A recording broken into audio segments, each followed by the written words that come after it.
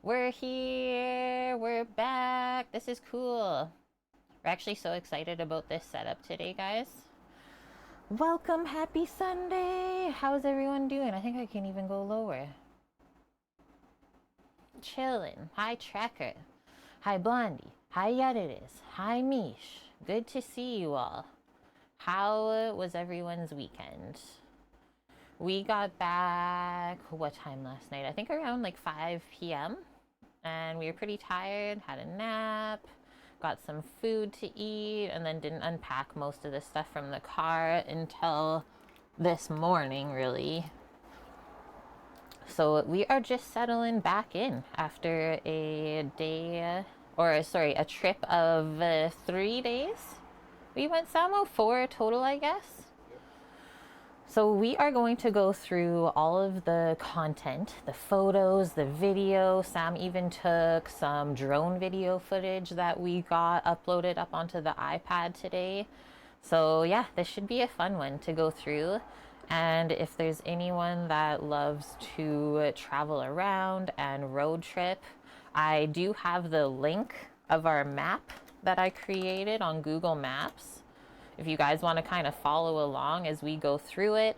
And then I also have a big like itinerary that I always create in my notes app on my phone before we go, just to get like a good idea of where we're gonna stop and the tourist spots and stuff like that. So I did print it out, but if anyone is going to plan on taking this trip, let me know. I just didn't want to post all of this text in Discord because I couldn't just give you a link to my OneNote. So there's 4 days of stuff that you guys can do on this trip.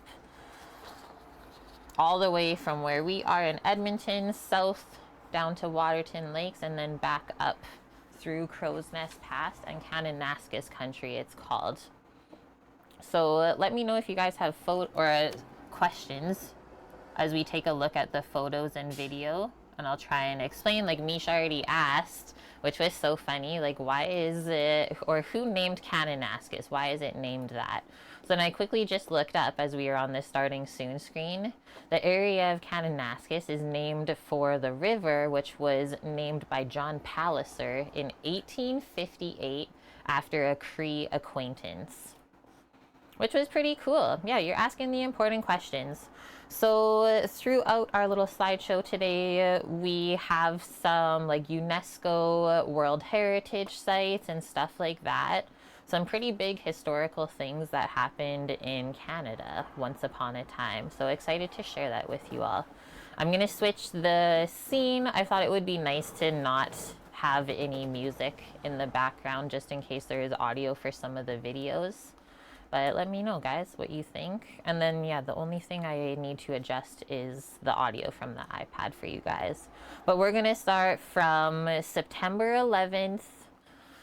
We were packed up at 3:30 p.m. And then I did go to work from 4:30 to 6 on the Wednesday. And then we just left from work from there, which was actually so fun. It's like, okay, cook for the clients, finish on up, and then we are literally gone. And Samo's in here with us. He's just chilling on the bed. Our driver is resting for the day. Hi, Scoots. How's it going? Welcome, welcome. Okay, I think it's this one. So some of the photos obviously will be portrait mode, and then a lot of the other ones will be landscape. And let me see. If you have to press play on the video, Samo, and then adjust the audio. Okay. Okay, so the day that we left on Thursday morning was super rainy. And we already knew that going into it. So like, look how dark it is in the morning waking up, which makes it like kind of hard to wake up, right? But this is like closer to us, to Edmonton. We only drove, what, Sam's 2 hours to Innisfail? And then we slept, and then we got up early that day. Just got back from the store, Butcher and Sam's. You went to Sam's. Why does that say screen mirroring? Because... Is that what happens when it plays a video? Correct. So that's how the fields look. I don't know if you guys live somewhere where there's a lot of farmland, but that's how the fields look as you drive by them. And some people have already hayed their fields, others haven't. Thank you, Scooter, for the 56 months in a row. Making our way through those months. That is insane, Scoots. Thank you very, very much for that. Denmark is basically only farmland, Mish. And then that's also a really cool landscape because you also have the ocean though, right? Let's keep going along. I need to see if this is in order. This is not in order at all. One moment. I knew it wasn't. I lost some of my footage here. Because we skipped over Vulcan, Sam, wherever all those videos and photos are. Where did all that go? I don't want to show you the video. Photos of Sam that I took in the morning one day. This is weird. I don't have Vulcan, that was you. I know, so why is it not showing up now, but it was there earlier? Vulcan would be next day. I don't know. Okay, so we did skip over. Some of you guys may have seen in Discord, let's say, where we stopped. We actually turned around. I was actually fully prepared. I even went through the album, Mish, and like deleted all the ones that I didn't want. Did you look at all photos and stuff? Yeah. Weird. But I did post in Discord what Vulcan was, which they ended up like partnering with the Star Trek Association basically and creating this big memorial site, which was so dang fun to go visit. And we did luck out and end up there right when it opened. So sorry that we didn't share that. And I also wanted to share like the bakehouse stuff. Now, did you fully get your stuff downloaded from... Oh, like from the cloud. Okay, so maybe it's stuck somewhere in the cloud, guys. But the important thing is that we can look at the World Heritage UNESCO site. Yeah, that's all on your phone, so... We can only go as fast as the cloud uploads all the photos, right? I can't help that one. Okay, so this was like super ominous as we were pulling into the Buffalo Jump site. What are you doing? You're trying to fix it? And we did luck out because you have to pay to get into World UNESCO Heritage sites. But if you are a member of the military forces, you get to go in for free if you show them. It's called a CF1 card. So we ended up getting to go into there for free. I think it would have almost cost us about $100 together for the 2 people. But it did take us a while to go through. So this is like just coming through the entrance. They had this really nice buffalo set up. And then Sam forgot his hoodie. So he ended up wearing his Udi in all of the spots where he needed to wear a hoodie, which was absolutely hilarious. This was just some tools that they made out of bison hide. And this is the lookout. So this was like a tiered thing as you pulled in. And yeah, I'm seeing that I'm not getting all my videos because I took a nice video as we pulled around into here. But look at how crazy this looks. It was so stormy that day, guys, but we persevered. It was 4 floors, right? The bison place, Samu? No, it was even higher. It was like 7. It was 7 floors, guys. I'm sorry if that's hard to look at. Stop. That's weird, right? Where were you? Here? Yeah. We're over here. But yeah, we lost like so many videos. I guess they're stuck in the cloud. That's alright. Hey, yours are all there. I mean, like... On the phone, right? Yeah, they're all on the phone. So this was us underneath the jumps. This was a hike that you had to be very careful as you went on it. There was signs everywhere saying it is like an unmonitored area where there are cougars and bears and basically things that could eat you if you're not being aware. And as we went along, we did end up finding some cougar scat. So we turned around because we thought that would be the best idea. But if you look like right above me, that's one of the buffalo jumps that they used. And this buffalo jump was used, I'm trying to remember all the facts that we learned, for I believe 6,000 years. And they believe the last time it was used was about 150 years ago. And this was mostly used by the First Nations people that lived on this land until the settlers came and found them. Yeah, it was so dang windy there. That's us. And so why this place is called Head Smashed In Buffalo Jump is because once upon a time, the First Nations people were doing a jump, and one of the settlers thought, hey, maybe this will be cool if I stand under the jump and watch what happens to the buffalo. Just so happens that that guy ended up getting his head smashed in by the buffalo that jumped over the wall.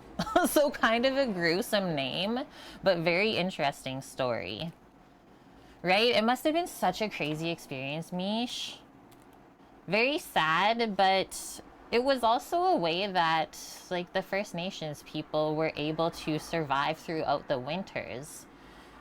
Is being able to get a large amount of food for everyone at one time, process it, and then you eat off of that during the cold season. I so wish that we had some of these videos that we took, though. There's the one that Sam posted, me running back to the car. Because like he said, it was about 60 to 70 kilometer an hour wind up here as those storms were blowing in.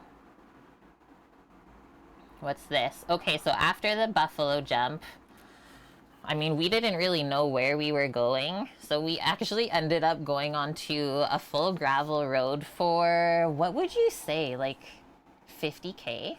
Probably a good 50K. Probably around 50 kilometers on this gravel road. But I will tell you, compared to some of the roads here, like, that we were driving back on our actual highway, the gravel road was actually better. Mish, it was actually done when they hunted mammoths too. So then this was really cool. As we're driving on the gravel road, we just come over this one hill and there's just this massive wind farm all across the landscape. I couldn't even count how many there were, but I'm quite obsessed with wind farms, and I've always wanted to get really up close to the windmills, I guess we call them, as they're working. So I was very excited as we were driving towards them.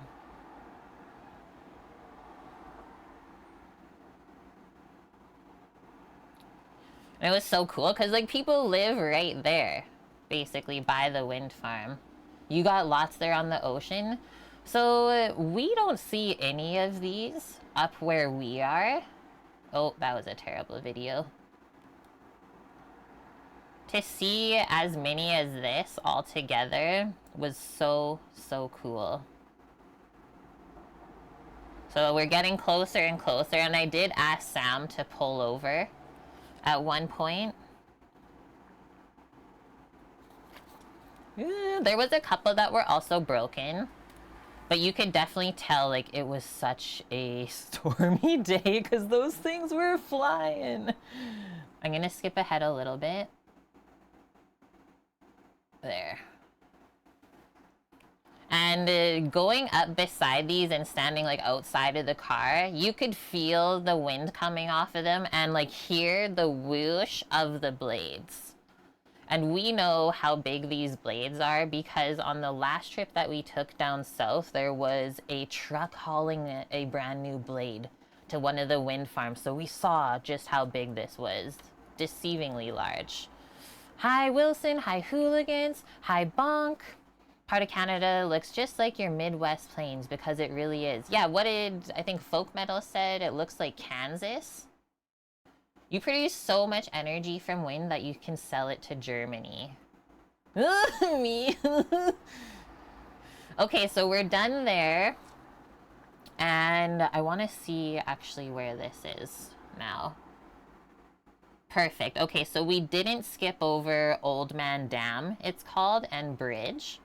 And you can kind of see now how the landscape is starting to change because we're making our way closer now. We went south and now we're going west to the Rockies. So more trees, think like lots of valleys and creeks, different rivers. So that's a dam that was built once upon a time by the First Nations people. You can kind of see, hopefully Sam's drone video made it onto this properly, but you'll be able to see how it actually rerouted the water. So this bridge is an old bridge, single lane with wooden slats on it. We pulled over on the first side just to take a photo of it this way. See just how big it is. And this river, like, it was dead calm, just picturesque. The dam. There's a nicer photo of the dam. I think I can zoom in. See how it's built out of rocks? So old.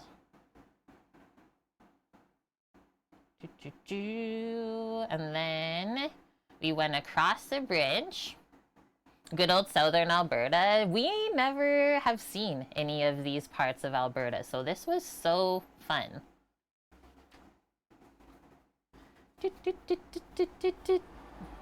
One lane traffic, and I love this sound as you drive over the wooden slats. And then this is the other side, and it was so crazy because you could see the windmills right above everything. Hi, Titan.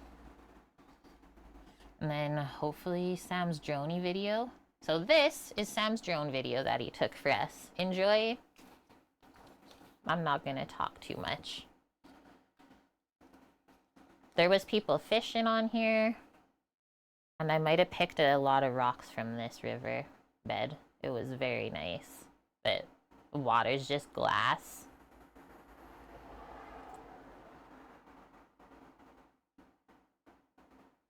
This was your first drone video you took, right? So you're just kind of getting used to it again.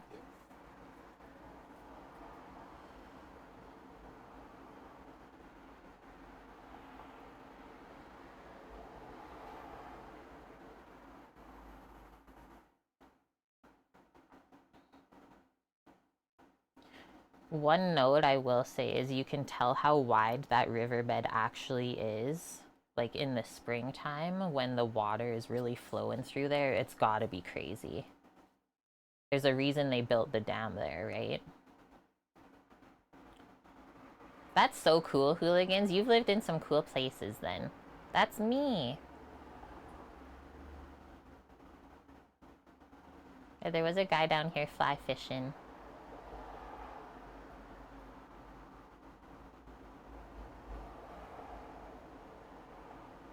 There he is.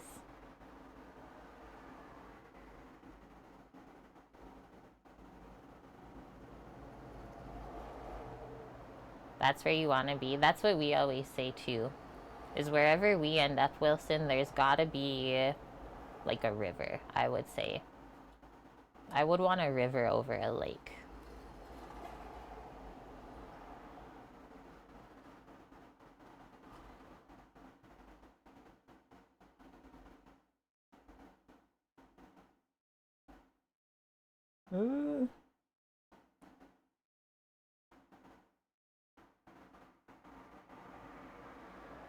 Cool. In the summer, Sam, people will float down that river. Hooligan says. I'm snoozing this ad so we can watch this together and finish it. And then there's your landscape. So where we were at the buffalo jump, guys, is called the Porcupine Hills outside of the Rocky Mountains. He did really good, hey Cheeseology, for not flying that thing for like over a year or more. And that is the what, DJI Mini? Mini 3 Pro. Mini 3 Pro. The birds were definitely not a fan of the drone. They've probably never seen anything like it. So you definitely have to respect their space. Did we scope out any potential properties? There are so many, Bonk. But the thing is, a lot of them are sold privately, so you have to drive to go find them, right? And then you call the number that's on the sign, and you see what's what.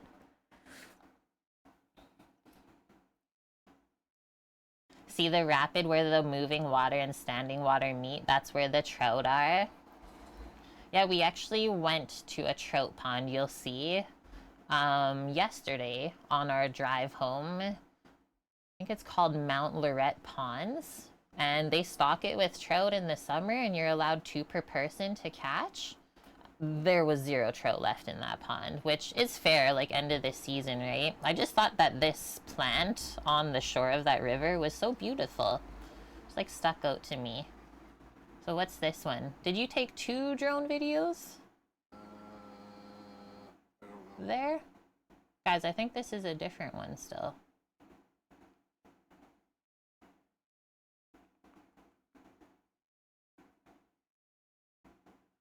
I don't like that one as much. Okay, so now we're leaving that area, and we ended up into another wind farm. We're making our way now to Pincher Creek, it's called, and we were gonna go there to charge the car. And Pincher Creek is only 30 minutes away from Waterton. So this is driving to Waterton. The weather took a turn at that point as we're making our way there, and it was pretty brutal, the rain. Not like so bad that you can't drive, but it just made it hard to see any of the landscape, which was honestly okay because we knew we would come back that way through, and we did end up lucking out. Oh my gosh. I just thought that this landscape was so cool. It almost reminded me of like Jurassic Park-esque or something. And you'll be able to just like start seeing the mountains in the distance through the clouds. It makes such nice lighting, hey Bonk? I did see that, hooligans, like when we stopped in Pincher Creek, so many Hutterites. It made me so happy. I know I would live such a good life out there. I'm gonna skip over that one. One thing I will say is we were making our way to Waterton and I was taking these videos in the higher elevations. I could feel and like see the cloud going past my lens. So we were actually like in the cloud is what I usually say. Scroll over that. There we go. So that's a higher elevation. And then in the distance, you can see those mountains. And yes, I did not open the window for this one because the water was streaking right out it. I'm excited for you guys to see what this all looks like as we pass back through later on, because we had no idea what we were missing. Boom, I'm gonna skip that. Okay, this was super fun. I want to see if I can zoom in a bit for you guys. See how that's gonna work. Is it gonna reset it? But this is called the Bison Paddock. And this is free to do. Basically, it was like a safari drive through a paddock that they keep bison herds there.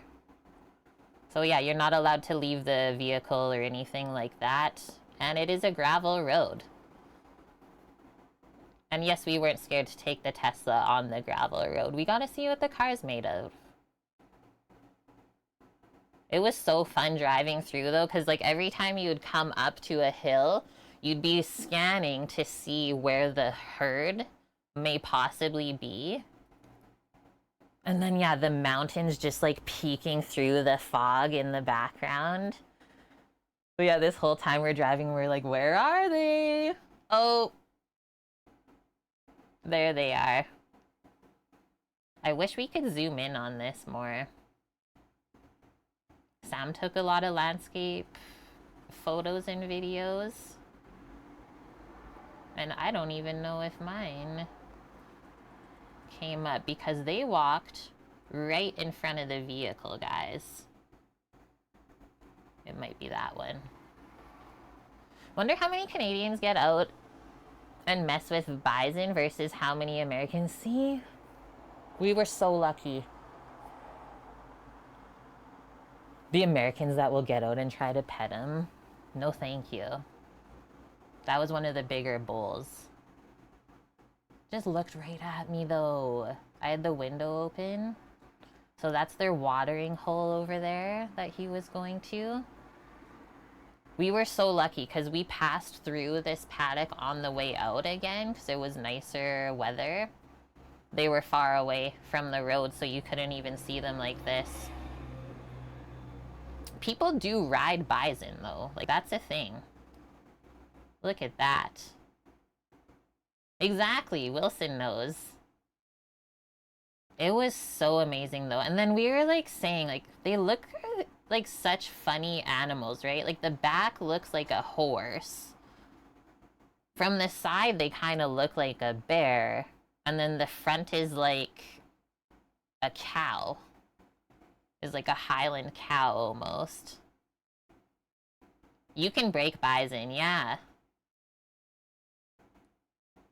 We did get some good National Geographic experiences while we were there.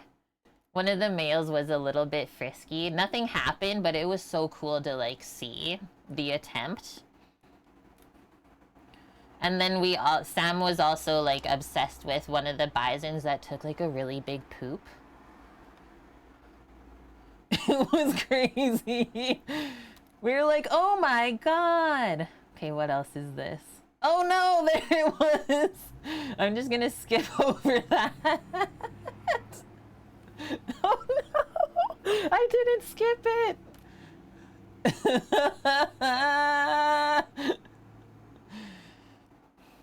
You're not much impressed with some of your fellow country men and women? Common sense must have missed them going out to try and pet a bison. The scat, that's straight up fertilizer, guys.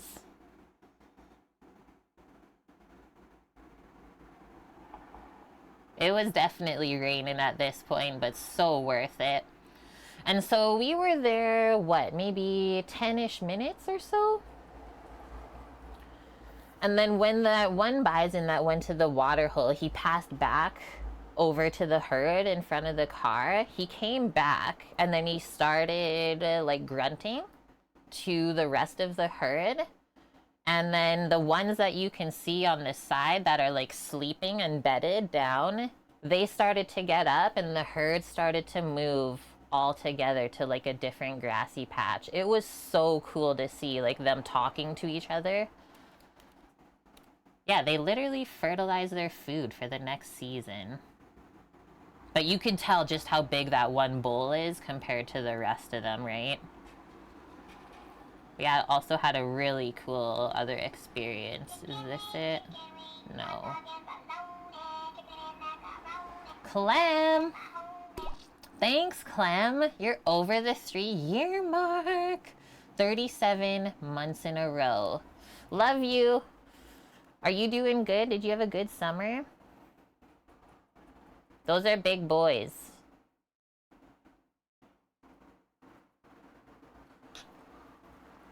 Can you guys believe, though, that this is free to experience? I couldn't. They're so beautiful, and like hearing them like munch and pull the grass right out of the ground. This. So after he grunted and got the herd moving, because you can kind of see how they're starting to move, he marked his scent on the ground, is what I'm thinking. He got right down, rolled around, and then shook and like got back up.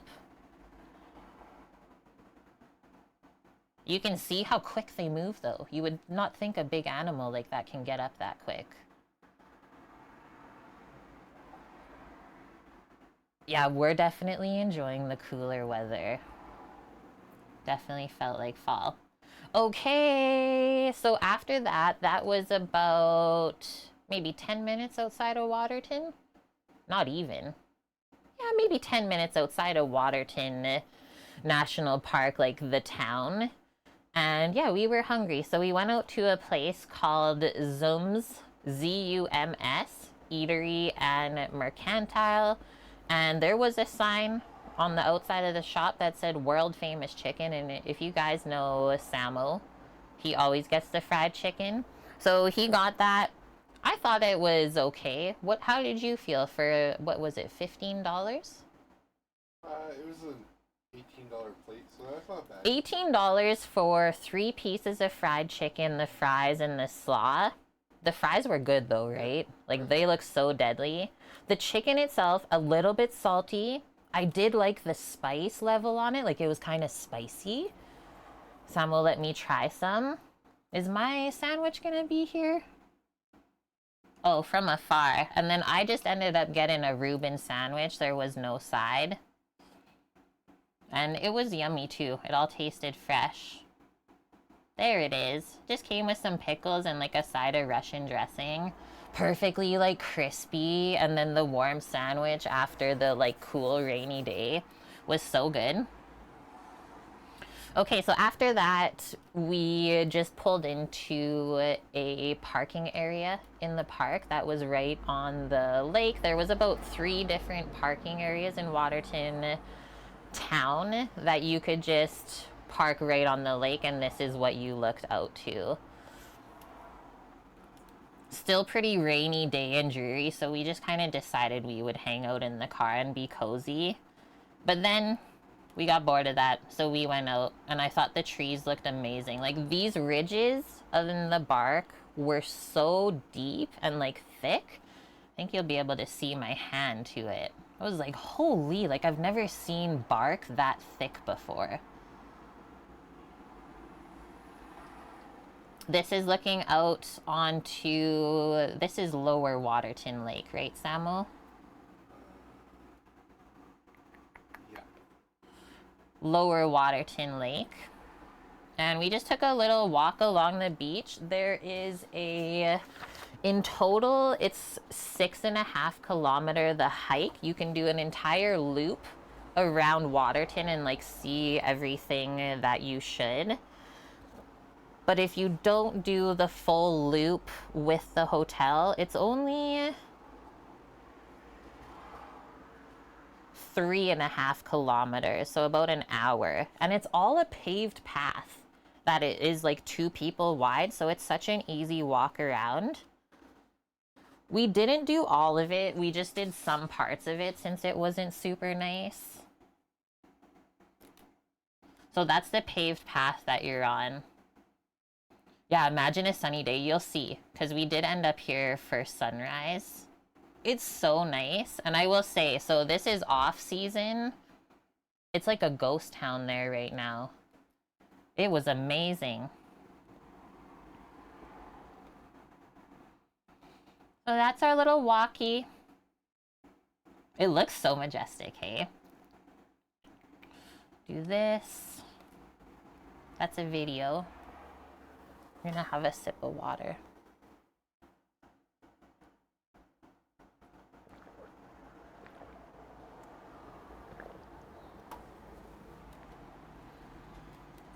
Just the waves rolling in because there was a couple boats that went across the lake. The jacket, that's an Udi. Sam turns to me as we arrive at the Head Smashed In Buffalo Jump, and he's like, I totally forgot my one like sweater that I was gonna bring. And I was like, well, good thing you brought your Udi. So he literally like wore his Udi into all of the historic sites. It was hilarious. Right? We could have died in that parking lot and been happy. What else here? You've never been anywhere that looks like this? The water, I've never seen cleaner lake water than this. And so you see how the clouds are like wrapping around that mountain? This is a video. So if you focus on it, you can see them as they're going around it. It was so cool to watch. So as much as the weather wasn't perfect, I think it was so fun to experience all of the different types of weather while we were there. cool and rainy and kind of stormy. And then the next morning we woke up and the clouds parted. I'm gonna switch.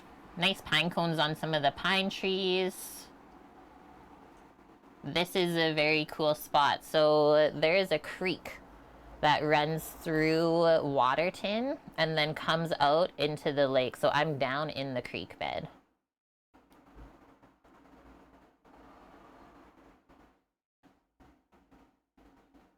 I said, imagine on a hot day, I would just go lay in the rocks and let the water like wash over me. Oh, yeah. I wish I could get the audio on this. You could make it into a sleep sound.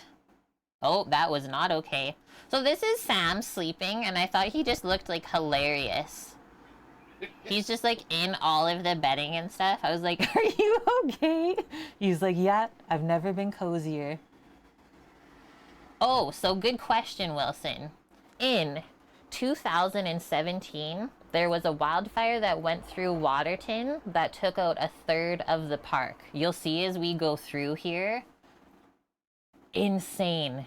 It's like a graveyard. You'll see some of the trees.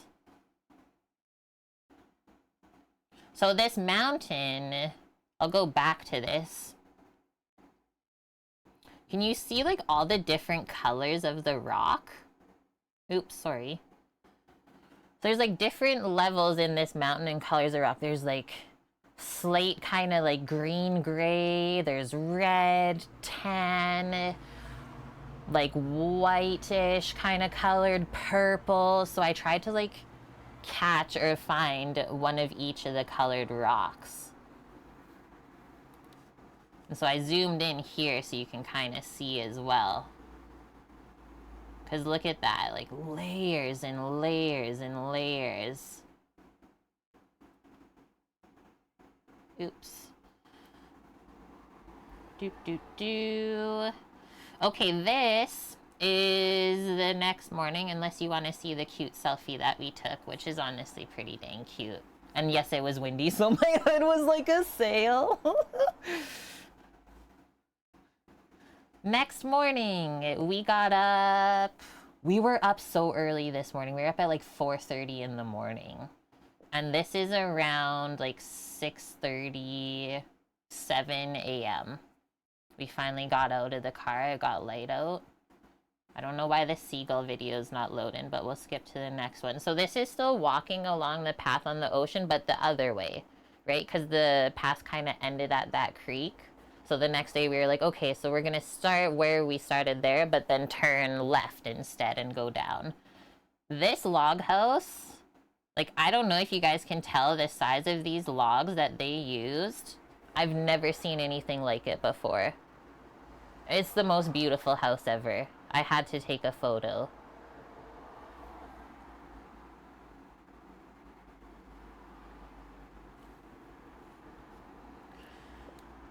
All right, so there's a little marina in Waterton.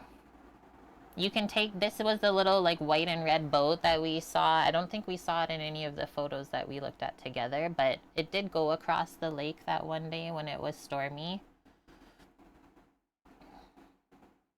This is what it looks like as you walk out. And Waterton has an international peace park, it's called, because this is just on the other side of Glacier National Park in the States. So they kind of mirror each other. And what you can do from the marina here, if you bring your passport and it's all up to date, is you can take a boat across the water and go to Glacier National Park for, I don't know, I didn't look too far into it because we weren't doing it, but I think you go over for a couple hours, experience Glacier, and then the boat will bring you back and kind of do a little tour along the way.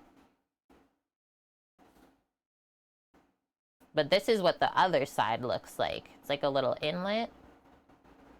They'll have all of these red chairs are, let's say, what, a landmark in our Canadian national parks. So there's always like a little walk that you can take, and then along that walk you'll see always these two red Adirondack chairs. So it's kind of like a fun little scavenger hunt if you go through a lot of the Canadian parks.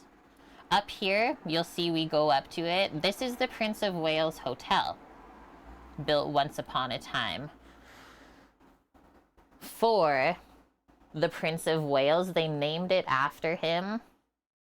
Oh man, was it in the 1800s? I forget all the history that we learned.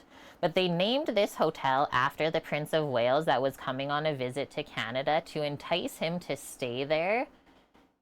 And when he did come to visit Waterton, he just ended up staying at his own ranch anyway. So they named it after him, and he never even stayed there, and it's still named after him. He doesn't give a heck, bro. I'm gonna scroll past these, but you can see how the weather was starting to clear up, right?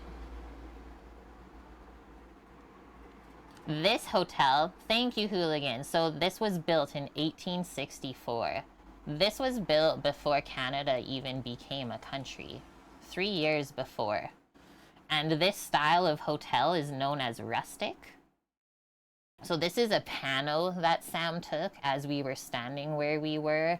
Kind of hard to tell the landscape, but you can see just how like open and vast that lake is and what the hotel looks out onto. Keep going. So that's the other side of the marina. You can see the boat now. The Rockies that we're used to going to are not like this. So that's why I took so many like photos and videos of the mountains. Okay, these are the ones that I went through and deleted some of them. There's also this for the treaty that was signed. This is a border monument. So I did a hike once upon a time on Vancouver Island. Hooligans, you probably know which one. And they also have one of these treaty posts like at the top of the hike. And this just signifies where the Canadian and USA border is. And so I did that same pose on the last one. So I thought it would be fun to do that here. But in 1925, they signed the treaty there.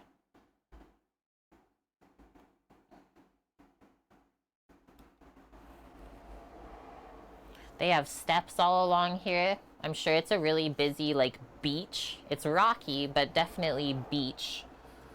In the summer, this is probably packed. Was it only 1927? Hello, load?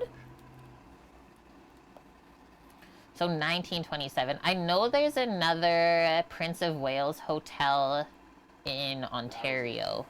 That was the old one. Okay, that's not gonna load. Sounds good. Hopefully this will. Yeah. Just the waves coming into there was so nice that morning.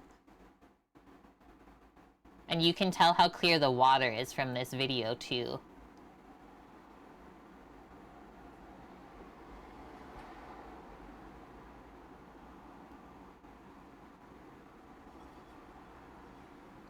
You got this, iPad. Keep up. The one in Ontario was built in 1864. That is so old, hey? Okay, this is not wanting to keep up, so I'm gonna go out. There was this monument, let's say, that they had. So when I was talking about the International Peace Park, Waterton and Glacier National Park, they had that set into the cement, which was so dang nice. Next, from there, we did end up stumbling into some Tesla chargers where we could have like slept overnight and charged for free, but that's for another time. But they had this beautiful like parks washroom and change and like water refill area. So I took a video of me filling water in Waterton, which you'll see like they actually have an old water tower there. Might be the next video, which is quite long, and we stumble into some deer. Yeah. Okay, this might take a minute to load, but it is a fantastic video. I'm gonna wait for it. It's about 4 minutes long. This is us leaving the Waterton town and driving up to that hotel that you just saw. Come on, baby. Was everyone having fun going through this? Or is it kind of boring?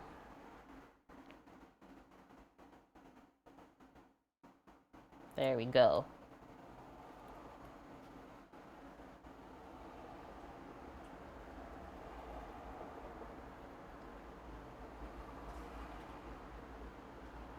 You love it, Cheeseology?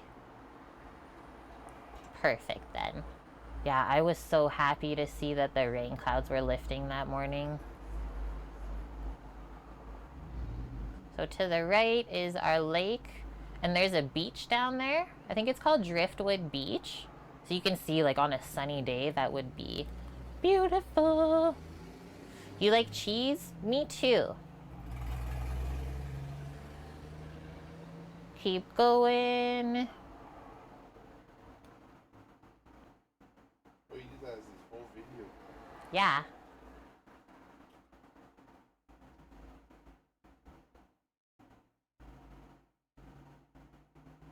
There's speed bumps, so you actually can't speed. It's like 30 and 40 kilometers an hour in here. And yeah, the speed bumps are aggressive. Don't speed.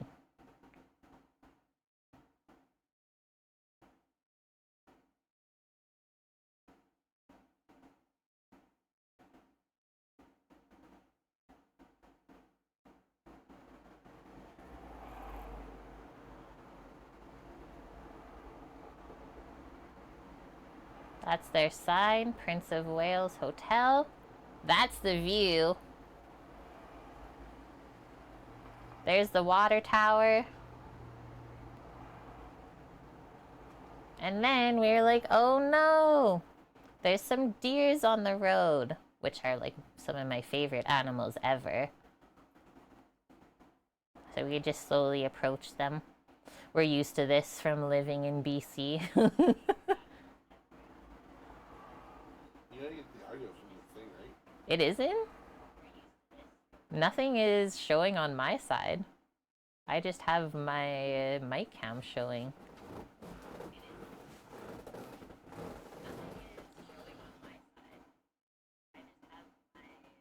Oh. That's great. What you eating?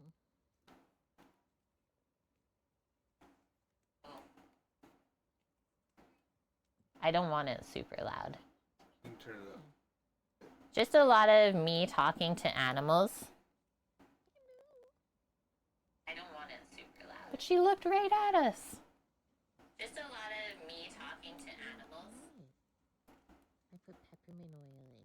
How does it smell? She looked right at us. It smells neat. I will say, Cheeseology, we had, yeah, the animals were very curious of the Tesla because it doesn't make any noise. I will say, Cheeseology. Okay, that was that one. That was so fun. Now we are coming up to the hotel.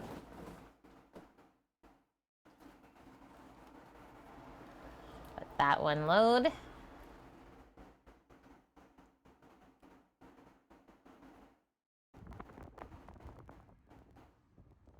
That's the front.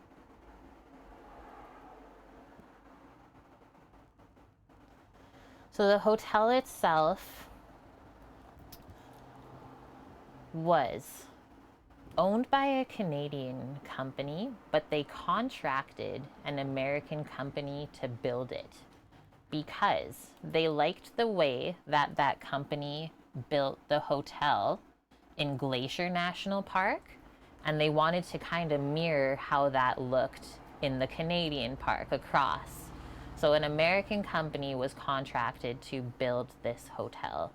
And it all kind of had to do with the railway as well. So this is like a walk around the front of the hotel. Let's see if I get any landscape photos. There you go. So that's what it looks out onto.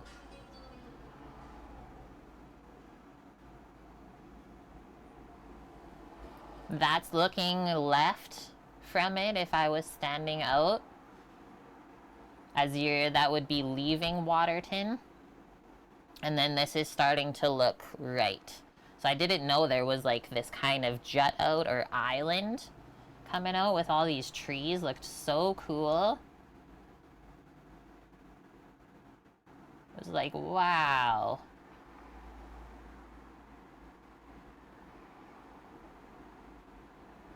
And then looking like right down through all of the mountains was insane. Imagine on a clear day how far you could see.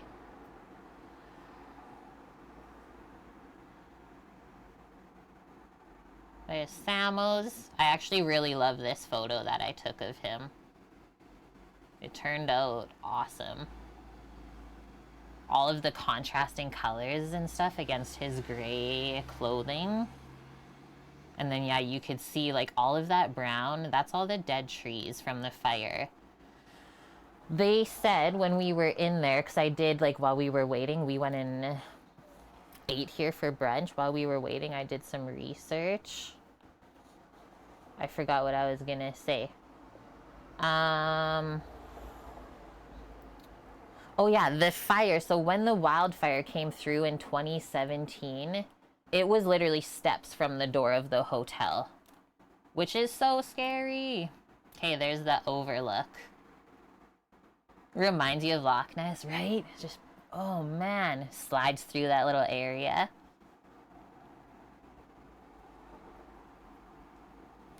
Thanks, Bonk.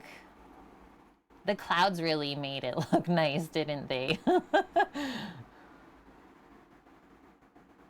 A little bit closer there. And this is their nice, like, paved walkway. I took a little cinematic video because Sam was already out there.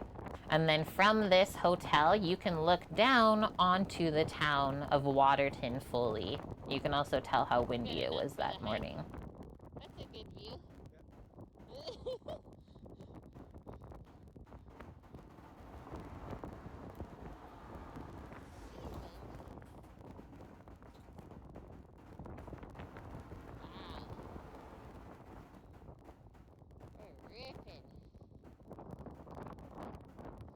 I can't hear what I'm saying, so enjoy.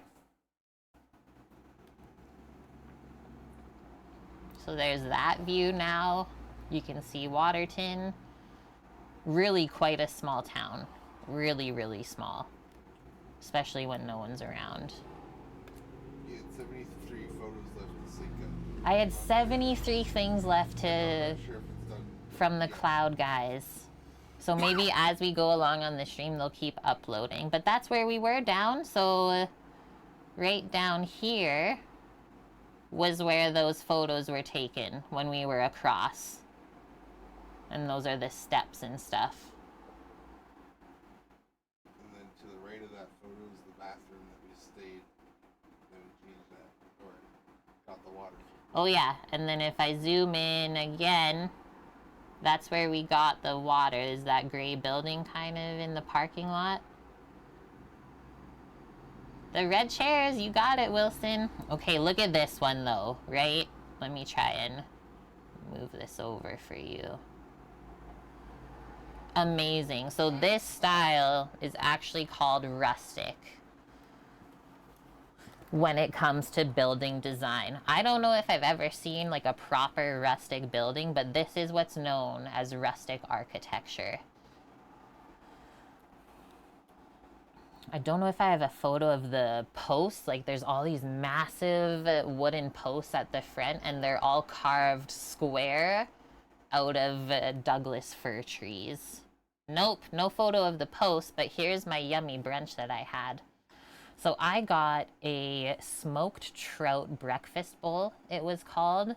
So trout pieces like flaked, smoked in the house, smoked in house. crispy garlic, like baby potatoes that you could tell they like boiled and deep fried. It was so good. Pickled red onion, arugula, fried capers. You could get 2 eggs with it any style. So I got 2 poached medium. And then, you know me, I ordered a side of hollandaise. Because the thing is, while we were sitting there, we're like, okay, we're gonna go for brunch here because honestly, the hollandaise is probably gonna be real, right? You guys know how picky we are. And it was. Sam says, guess the cost of breakfast. So that's what I got. And then Sam got a Eggs Benedict. Bonk. Say it more looks like Alpine, something you'd see in Switzerland. Right. Right. Okay, let's see. Did we get Samo's? Don't know. But this is the view from the dining room. You can like watch the clouds go across as we were eating. I think I took a little time lapse too. The servers were all dressed up in like tartan kilts, was how it was themed inside, which was so much fun to experience. Lauren! Thank you so much. It was actually one of the funnest road trips we've gone for like how short it was.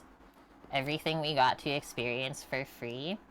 What was the cost of breakfast, Sambo?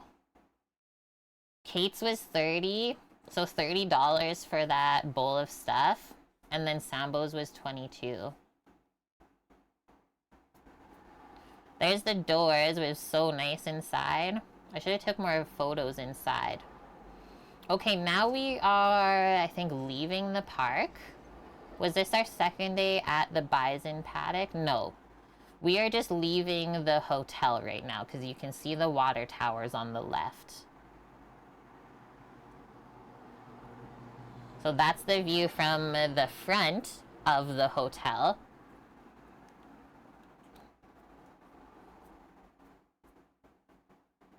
We already did a drive-by, so I won't do that. This right here, the bottom of this mountain, that's called Bear's Hump. And that is actually a hike. You can hike all the way to the top of it. I forget what I read, but it's supposed to not be a super long hike, maybe 30 minutes, but you could see it's quite steep. So it's not easy, but apparently like overlooking Waterton and stuff from up there is amazing. You have to go back to the photo of me in the car. We have to go back to the one of Sam in the car sleeping. So And we... I also need a charging cable for your phone because it's about to die. Oh no. And the battery? Battery's here. When we sleep in the car... Well, where's the other cables that I had with the battery? You took it all. But when we sleep in the car, we don't set up a bed. We just sleep in the chairs. Cable's right there. Just pull it out of the brick. Thank you. Serious Sam is on the move. So it's not Japanese beetles, it's called pine beetles. But I think these are the trees that are burnt. Okay, where's the Samo photo sleeping in the car that I got? So we usually have 2 pillows each and then like a blanket. But then the whole back seat is like different bags and stuff. This is what it looks like, Lauren, at night.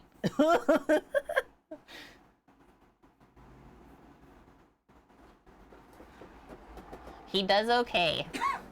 He does okay. He's just in a mound of blankets and it's good. Okay. Now you know it, Lauren. Now Leaving you know. the hotel, making our way to a place now called Red Rock Canyon. And when I looked this up online, they said it was $8 each to go to the Red Rock Canyon, which I was like, okay, whatever, $8 a piece, I'll pay for it. But we ended up getting there and it was free. So this is the drive leaving Waterton town to go to the canyon. Those Tesla seats, I don't know what Elon did. I know he's not a perfect human at all, even if he even is a human. But the Tesla seats are some of the most comfortable chairs I've ever sat in. I could sit in that thing for hours. I could even sleep in that chair. and like my butt doesn't fall asleep. I don't feel like I've been sitting there sleeping in there for like 8 to 10 hours. Come on, hello? Load. Thank you. Just gotta give it a little incentive. I see how it happened here. We'll center that a bit more. We did see though at one of the chargers we pulled into, there was a couple ladies in a Tesla that pulled up beside us, and they had converted the whole back of their car into a bed and stuff. Looked cool. Looked fun. I'm with you on that, Bonk. He's just an alien masquerading. So you can see the paved path there in front. So that's still part of the like Waterton Trail loop that you can take. But this is a view of the lakes as you're leaving as well. So we were mostly at Lower Waterton Lake, and then as you're coming in here is Upper Waterton Lake. So I think where that kind of island area separates them is how they distinguish them. Is this not gonna load? Do it. Do it now.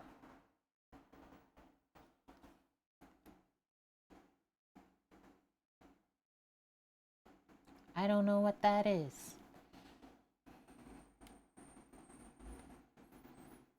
Okay, I'm gonna wait for these videos to load. So now we're driving to the canyon. So we're driving back into the mountains, right? Because when you think of a canyon, where are they mostly? They need a deep area to carve into rock. It was very beautiful. All it was just like perfect grasses that you could like imagine bison grazing on. The closer you got to the mountains, the more beautiful it got. Thanks, Lauren. Maybe you can check out the video when you're back. Were there elk? So we saw one herd of elk, the bison that we showed, the deer, and I think that was it, right? Wait, what else? There was something else. Treehorn owl. Oh yeah, we saw an owl at a charging spot that was huge.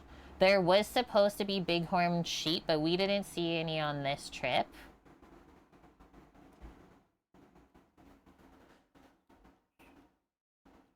And then you'll see later on as we go through this in what I called Kananaskis country, kind of the last area before home, they had open livestock. So there was both cows and horses. They weren't wild because they were all tagged, but fully open livestock through the entire area of the Rocky Valley. So you had to be careful. Like, how many Texas gates did we cross over? Like 8 maybe? Okay, this isn't gonna load. Fine. Fine, be that way. But this road was so cool. So you can see how there's not really a shoulder on this road, just one lane each way. And like as you're driving on it, you could see it wind through the valley and like where you're gonna be going. That is not a typical thing here, Mish. I think those are just photos I took because it looked so dang nice. The cloud just blanketing the top of that mountain.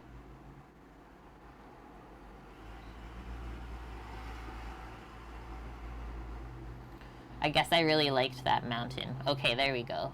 A little bit more video. So this is out my side of the window. Yep, no stopping on the road. Big time like avalanche areas as well. Little post signs throughout this spot. And you'll also see as we go through the photos of the mountains, you can see the avalanche channels that the snow will take. Load up. Do it. A lot of bears, Wilson. Like most of the places we go, I will always check Google reviews, and then I select the newest version of the review. So some of them are like the day before, or like a couple weeks ago. And yeah, just a couple weeks ago, someone posted there was a mama grizzly and 2 cubs. around a picnic area over here, but now you're starting to see where the fire ripped through. And this is what we called like a tree graveyard. Because you could tell like the heat was so high that it was basically just like a hollow shell left of the tree. And if you know anything about wildfires and valleys, wildfires love valleys. Because as soon as it starts to go up the mountain, the air will also start to suck up the heat. And then it's just like a vicious cycle, and you basically can't put it out till it's done. So the fact that they didn't lose the entire town is amazing. So now we can see what 7 years of growth also looks like after a fire. It's not much, shrubs mostly. You'll see when we go to the canyon, there was some maybe 2-foot tall pine trees starting to grow again. I'm gonna skip over that. Okay, so now we know we're getting close to the red rocks because look at that. Just starting to see this red rock jut out of the side of the hills.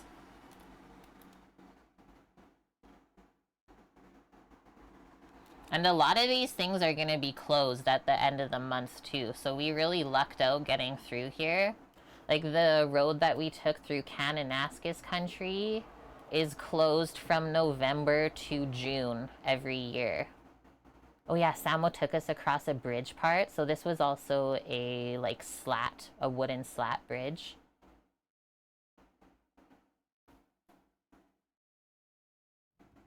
There you go. There's some audio.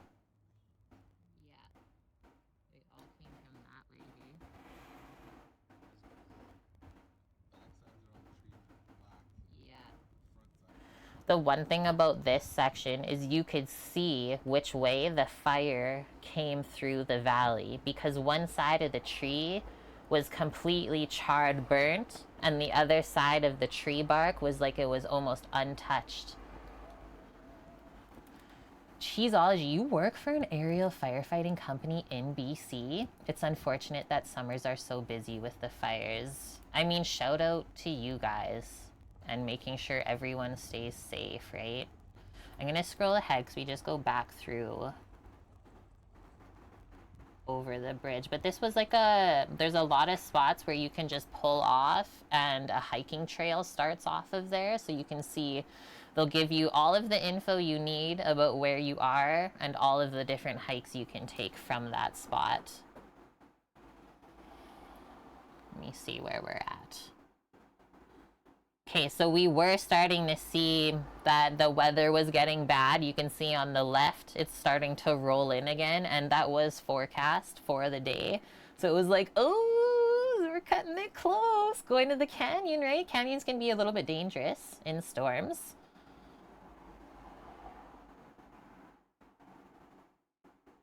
I think that's just a photo I took of like this side of the hill was very tiered. Don't know if you can tell. The red rocks just jutting out up there. And so the red is iron, bonk, because yeah, when things rust, right? There's your caution. Here we are. Red Rock Canyon, it's called.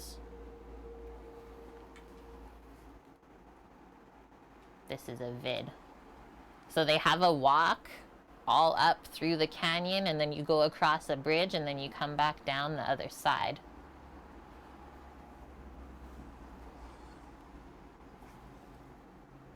So this is what it looks like when there is no water really flowing through it. But because of the depth of the canyon, you can see how much water will eventually flow through there. Zoom in on this. I think the photos from the other side are nicer. You don't fly the aircraft, you just maintain the planes. Oh, cool, that's what my brother used to do. This one. Now you're really starting to see how red it is. I've never been to the Red Rocks in Colorado, so now we gotta see that too, right? the vid.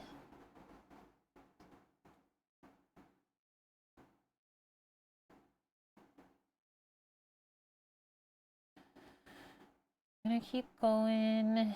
Okay, so that's hiking up this one side, and this rock that we're walking on is pretty cool. It's so old that once upon a time, mud settled onto this rock and was there for so long that it actually left indents in the rock that looks like honeycomb. This is just the red rock that I was taking photo of because it was starting to get really prominent. So this. So that was made over like hundreds of years of stuff sitting on this rock. It made literal indents in there. And then one time it just washed away. And that was what was left underneath. Mud cracks. Yeah.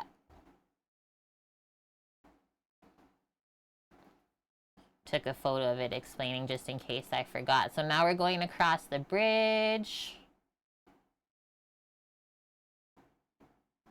This is down on the bridge on the other side.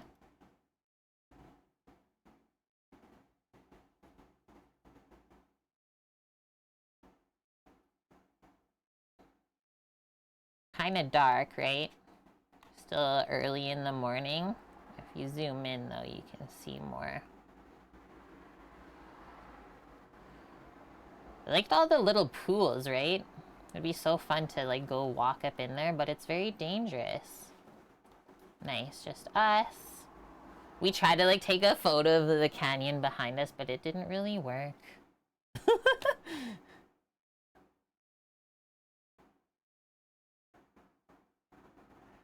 Okay, so here we are. Our baby pine trees. Which were still had, if I zoom in, had dew on them from the morning. It was so nice out.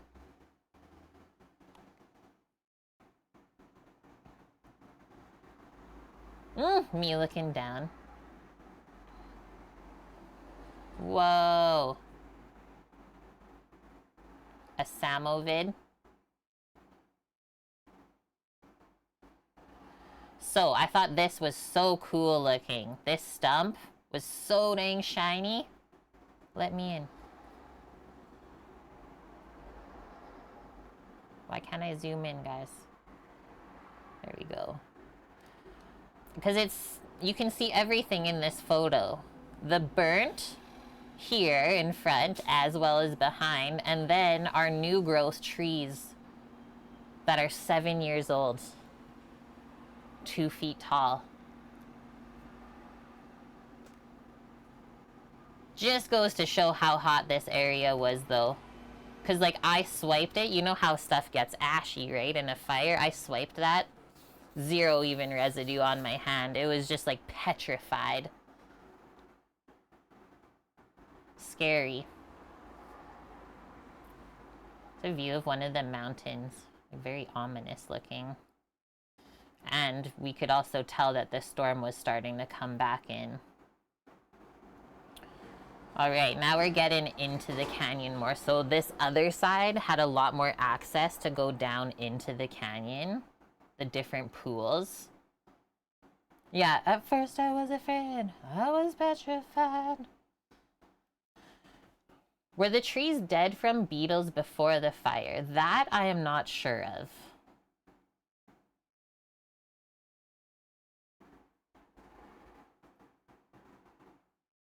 A lot of times, though, that is the case, Wilson. Oh no! Sam got me going in. I'm going down. I'm traversing it. It wasn't that bad. I just had to plan my little switchback path.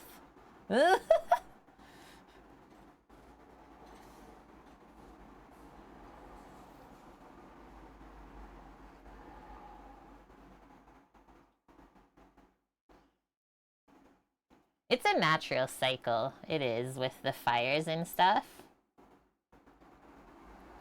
The water was so clear, guys. I just like sat there like Admiring it. What's the reason for the red rock? I actually don't know, but like Bonk said, it's the iron that's in there, and when iron reacts with wet things, it turns red, right? It rusts. Metallic? This is insane looking, hey? So that's where I was standing and I took that video.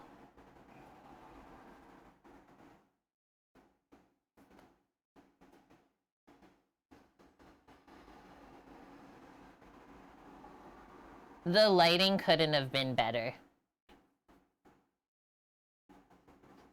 Also kind of scary to stand there. But you would hear the water start rushing, pretty sure, if anything was happening higher up on the mountain.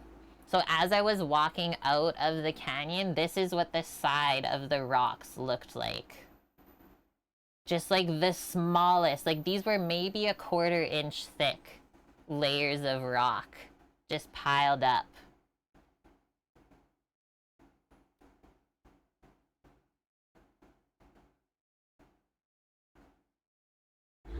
You could also see how brittle that rock is too.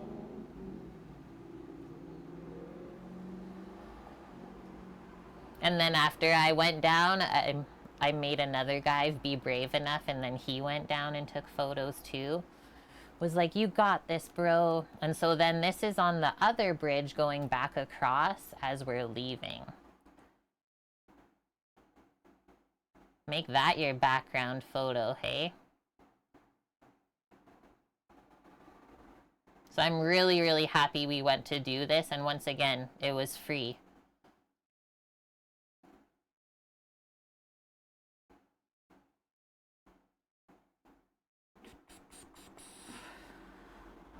Alright, so we're making our way back out. I'll just skip over some of these videos. This one I thought was really interesting, because you can fully see like how I called it a tree graveyard, because that's what it looks like, is just bones down there of all the dead trees. And then this one, when we're up closer to them, is they're all just like smooth, like gray and white. There's no bark, nothing left on them. Dust, you made it. How are you doing today, dude? Good to see you. I know you're an adventurer, so you'll appreciate all this. But the fire was massive. I didn't look up how many hectares it actually was, but I guess to take 1/3 of Waterton National Park, quite large. This bowl area was very interesting. I'm sure the water just gets rushing through there. There it is. There's like the full view of it. But everything's dead. You could see like the fire went all the way to the top of that mountain and just left that little standing of trees live.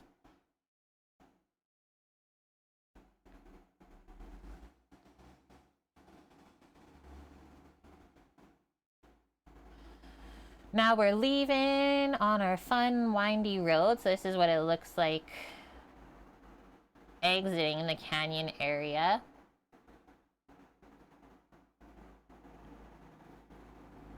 Yeah, the trees had the rocks protecting them there. This is a pretty cool video too.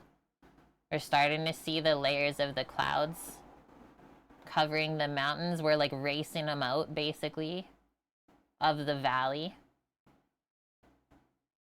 I mean, you're only going like 50, 60 on the road anyways. Dust, this is just outside of Waterton National Park. We were at a spot called Red Rock Canyon. If I scroll up, you'll be able to kind of see what we just went through. Says in the end, hooligans, the wildfire burned approximately 35,000 hectares, 19,000 of which were in Waterton. That's insane, and thank you for looking that up. I love those stats. I thought this photo was cool, guys, because like behind us was blue sky kind of still, in one part, and then if you look like on the other side, outside of the car, it's just like pouring rain. Was like, oh my god, this is nuts.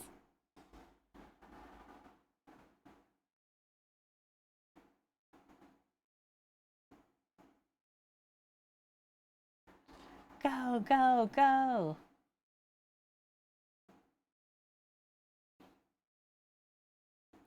Next up was a crazy area. So remember when we were pulling into Waterton, how you could just see the mountains like in the distance in the fog and the clouds?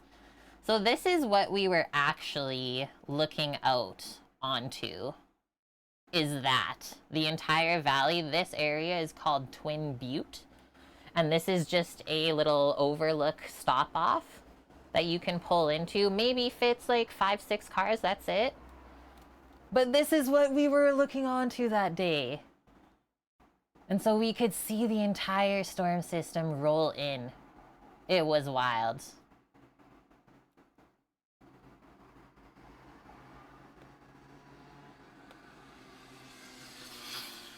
Sam took a drone video here. Or just those panos. Nope, drone video. Just flew around for a bit. But isn't that amazing looking? And you can tell we're quite high up there too. So that's looking right from there. The rain, hey, not ominous at all.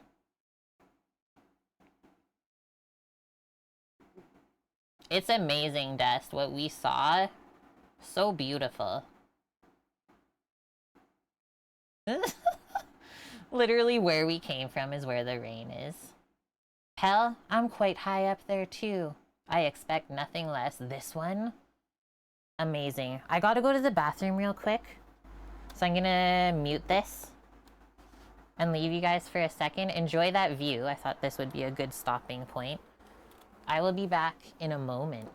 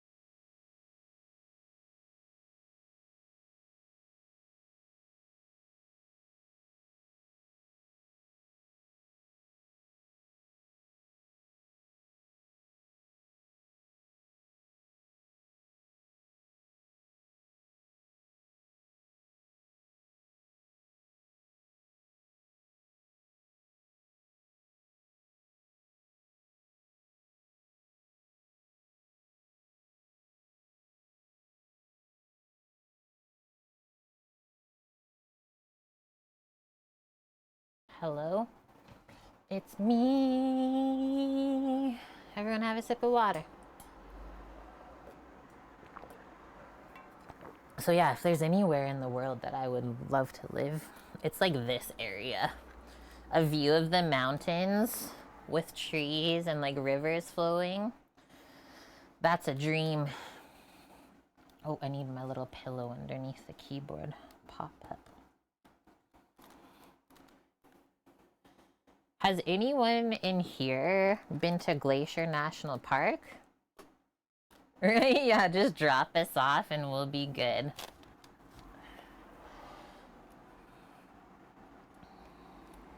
Do we get a Samo drone video from this? Wow, it zoomed in. It's getting pretty serious over there. We were like, we just left the rain. We don't want anymore. I zoomed into some of the mountains as well that I could see. Okay, next up. Oh, and this is what the whole overlook is. You get like a nice picnic table. I was sitting all zen on this rock with my legs crossed, just overlooking stuff, and then all of a sudden I'd hear just like around my head. So I like swatted away a couple times and it just like would not stop. I was like, please just be a fly. No, it was a wasp. It chased me all the way back to the car, landed on Sam's arm. He killed it. But after that, my zen moment was ruined. Was like, I'm just trying to have a nice time. And then I was like the crazy lady running around being like, oh my God, it's following me. See, I was so happy there. There you go, guys. Enjoy this.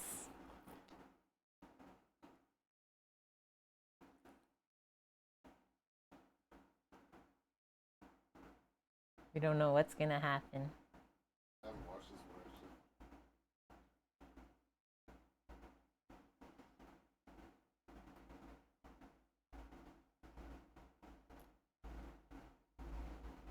actually. It looks fake.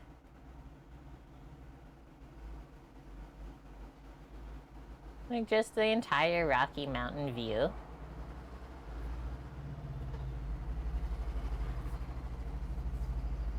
This guy taking photos here had some serious cameras and lenses. Yeah, she got a business card from them. Got some of the photos that they took. Yeah. Yeah, those are some Rocky Mountains, hey Bonk? So nice though. I talked a little bit with the guy. He's like, we were lucky enough to stay in the Prince of Wales Hotel, which we saw. And he's like, when, I forget what he said the guy's name is, but the older gentleman was like, when this guy gets like taking photos, I know we'll be here for a while. It was cute. Okay, so now we are making our way, kind of like making our way back home, right?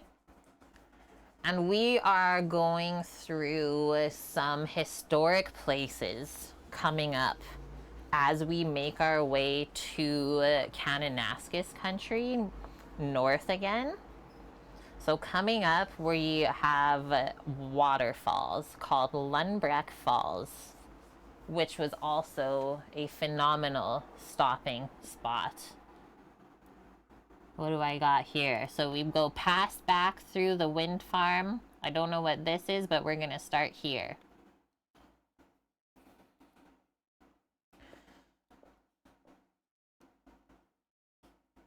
That's just a nice bridge and a train bridge. Cool.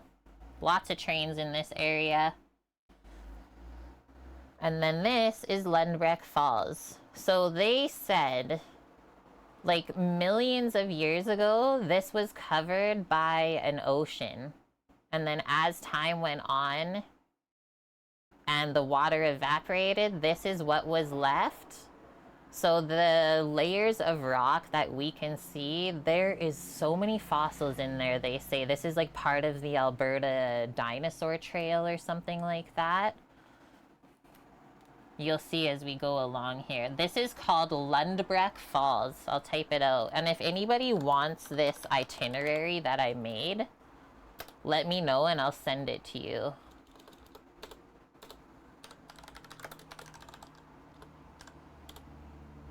Sorry, I spelt that wrong. There you go.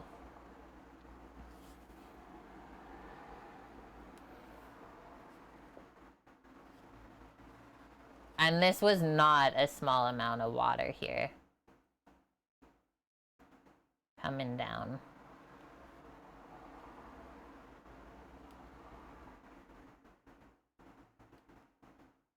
It was really cool. They had stairs. We can walk. I'm gonna skip ahead a bit. You can maybe see here, or they're just out of view, but there's stairs on the left here. We walk right down into there. You've been there many times. So there was only, what, this one car there when we first got there? By the time we left, the entire parking lot was jammed full. This is Samo's vid.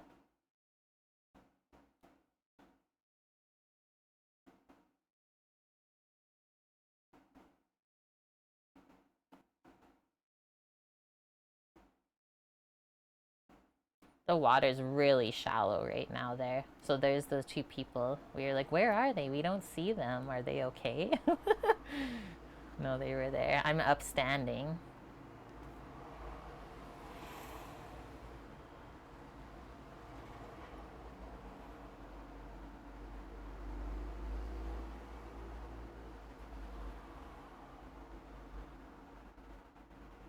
This house on the right, like, yes, please. And then Sam found the power lines. So he went back.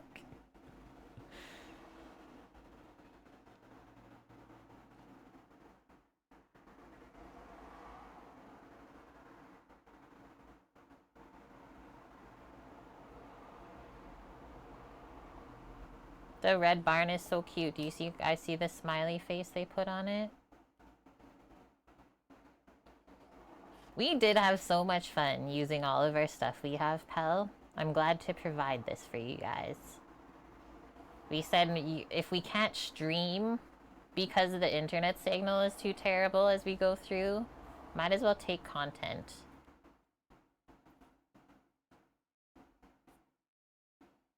Because I was saying this morning to Sam, like, remember back in the day when you had, like, friends and family go on vacation and everything was still on slides and film, and then you'd invite everyone over when you got back from vacation and, like, showed them all the photos and stuff and, like, had a party? I don't know if you guys ever did that, but we did that a lot with my family.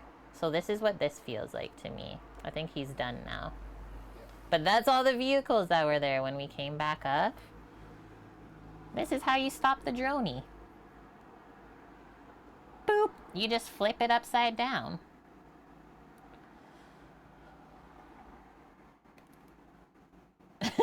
Pell. Okay. So now back to this. So this is us walking down in, and this is what this side looks like. So this is totally like dinosaur landscape where you could be excavating stuff out. Really, really cool looking. If you know me, I have to like touch things. Oh, and I had a bun up so I look like a cone head here.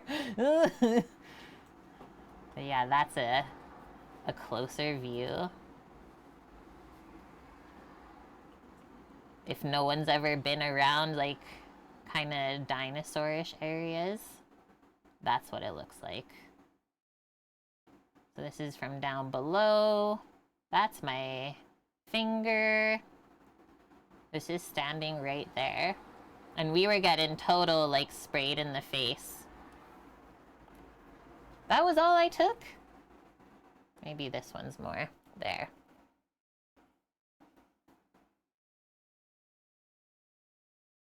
Let me do this.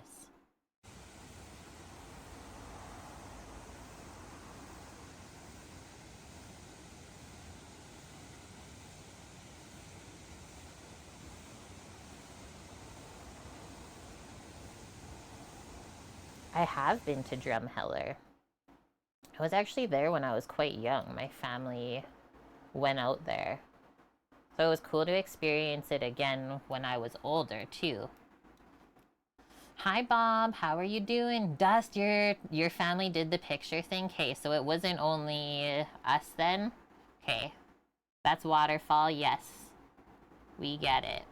What's this? A close-up?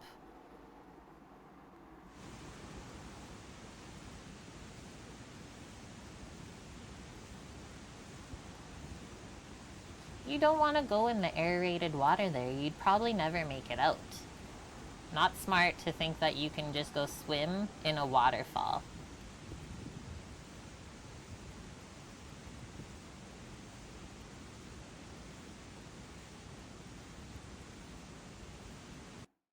You just stare at that like for hours, right?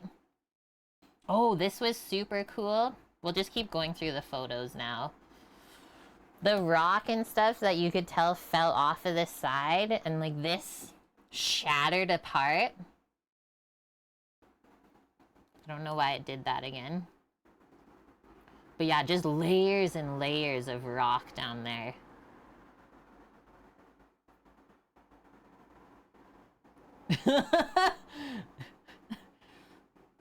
Me just pointing. I don't know what I'm pointing at.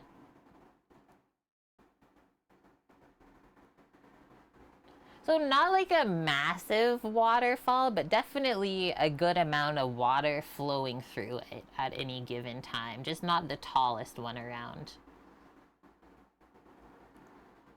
This was so peaceful. It's a video.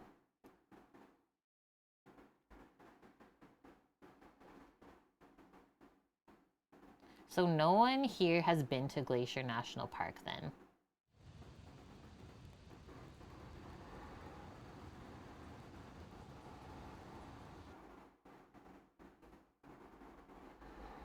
All right, this next one that we are looking through is an old coal mine called Leach Collieries.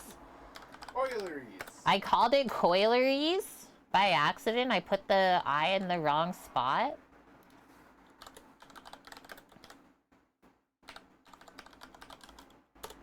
That's what it's called. So as we're looking at this, this is just a stop off on the side of the road. So all of this rock here that's in a long line, this was the old oven where they burned all of the coal. I'm pretty sure I took a full photo of how long it went, but this was such a cool spot to stop off at. Sam, do you remember the years that this was? Like 1920s, I think this was all around. So that's the remnants of an old coal mine. So the oven, I don't even know how to compare this in size, what the oven was. Half a football field? Maybe. It was long. And then along the whole way, so you can see here, if I zoom in, where this is where they would go in to the mountain to go grab the coal, and then it would come back down through there and like into rail cars and stuff like that.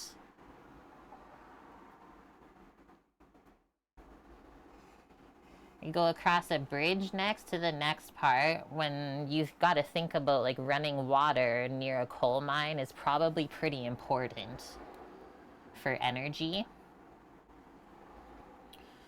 There was an old house of the people that like built the coal mine, so you could see in the photo kind of what the house looked like, and we're standing in the basement here.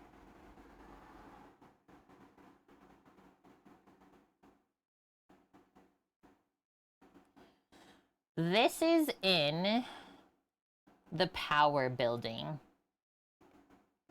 So these two archways here is where the trains used to pull in and out of the building to probably take the coal away. It was powered by steam.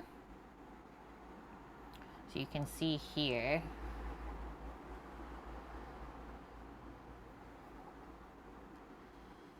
The large steam engine generated 250 kilowatts of electricity. And then there was also compressed air, 500 cubic feet per minute output. I think we show... Did I take a photo of where this stuff sat? No. But I did take a photo, so this is looking down at like where the creek flowed underneath these buildings. So I'm sure they used that for power.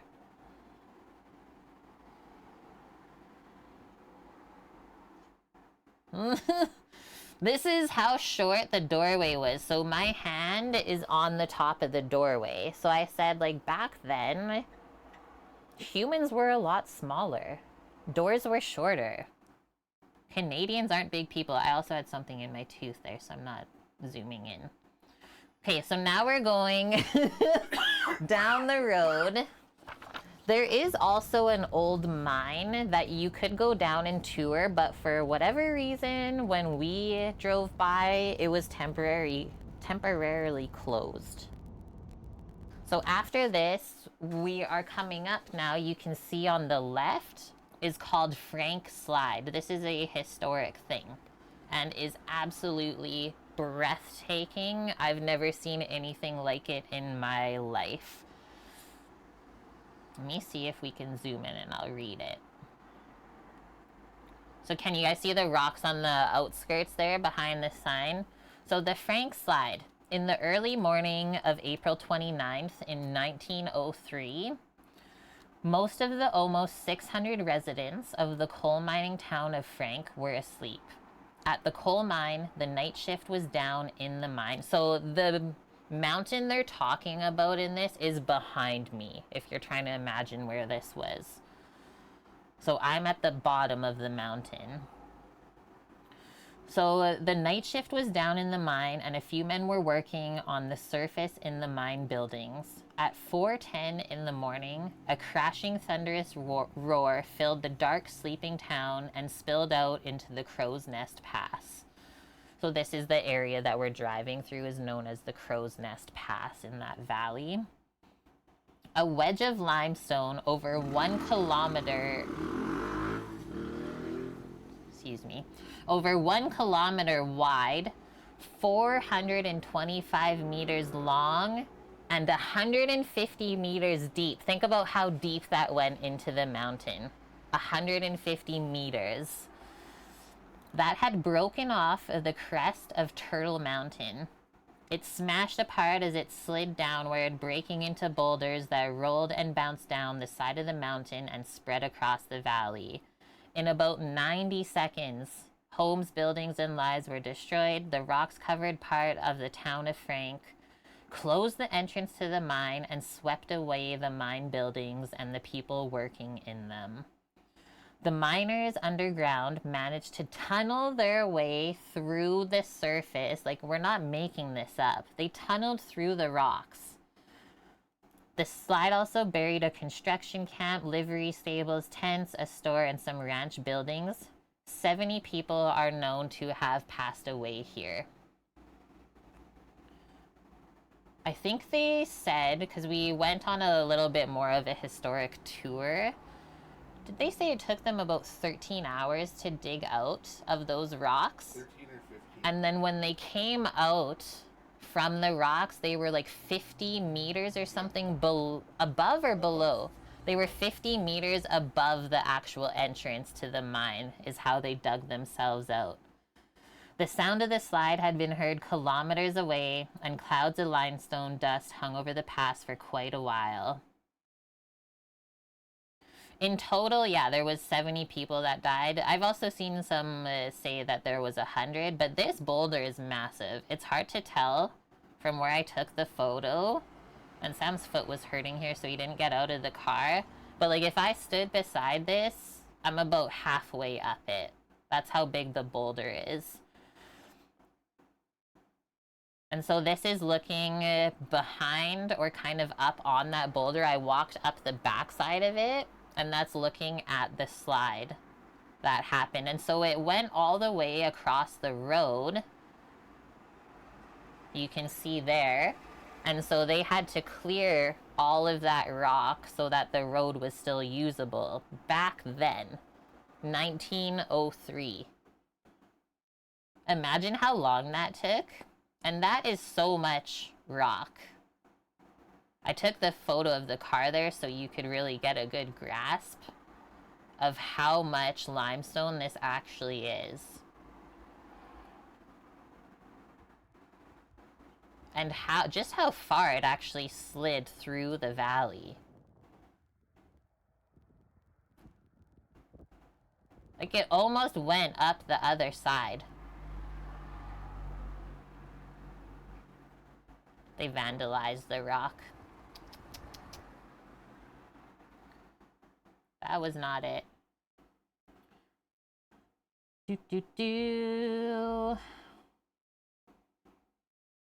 Okay, Okay, this. So Sam found, as I was out there taking photos, Sam found a gravel road where you travel all the way through these rocks, and it's like another little info route that you can go on that explains a little bit more. Is it gonna load? So it was really crazy to see like how deep that rock was. Also cool to see that there are people living in the houses just over here. And I did read at the information center that this other side of the mountain, so if I show you like the green on the left there, they have surveyed it and it is supposed to also fall at some point. So all the people that still live down there kind of already know that. See where this rock stops on the side here? So they said as this rock fell, it fell like a wave of water. Because it's kind of hard to predict how landslides happen, right? But it felt like a wave of water so much that like the edge parts that you see here, if you were standing right where I took this photo, you would have survived no problem. What it did say on the information thing is you needed a good heart because holy shit, you probably would have had a heart attack. So yeah, it's not that the rock from the top is gonna fall over everything as it falls. No, it literally falls all as a wave and then just spreads out and goes up the sides of the valley. Imagine the force and what that would have felt like. So they're expecting the left-hand side of that mountain to also fall.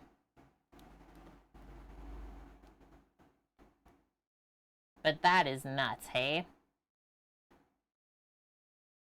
You really can't grasp how large this is unless you're there. It's like looking at the Grand Canyon on a photo. Yeah.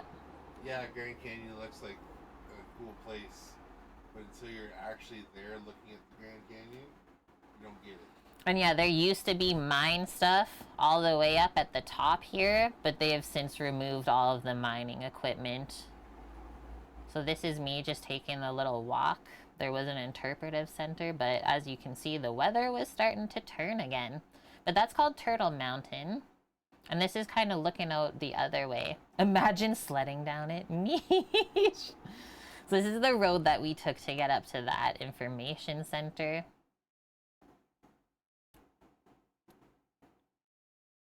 Oh, and then they talk about here. I'm trying to read on the iPad. The original or Aboriginal people also were the first miners here as well, and they mined something called chert. So it fractures predictably, this thing called chert, the rock, and it also produces like thin flakes. So it's really good to use for building stuff. Native oral history refers to Turtle Mountain as the mountain that moves. It is likely that people once upon a time climbed that mountain and observed the large summit cracks, also witnessing the seasonal rock falls. But 1903, guys, that happened. So I did go back here to take some more photos because this is the literal side of the rocks that got pushed up that hill there.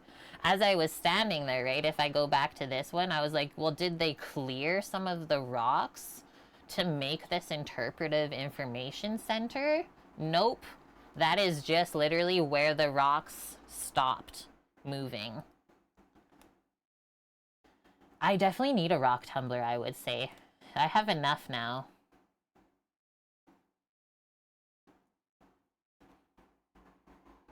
I don't know what this is, honestly, this photo, but it's really beautiful. I took this while we were in a place called Blairmore charging, and like the whole time we were charging, this was covered in clouds. And then by the time we were finished charging the car, it like revealed itself, is what I said. Is that Crow's Nest Mountain? Is it a tall one just out in the middle of nowhere? I believe that was Crow's Nest Mountain. Okay.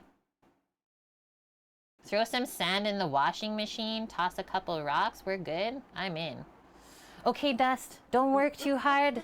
I'm glad you were able to pop in for a bit.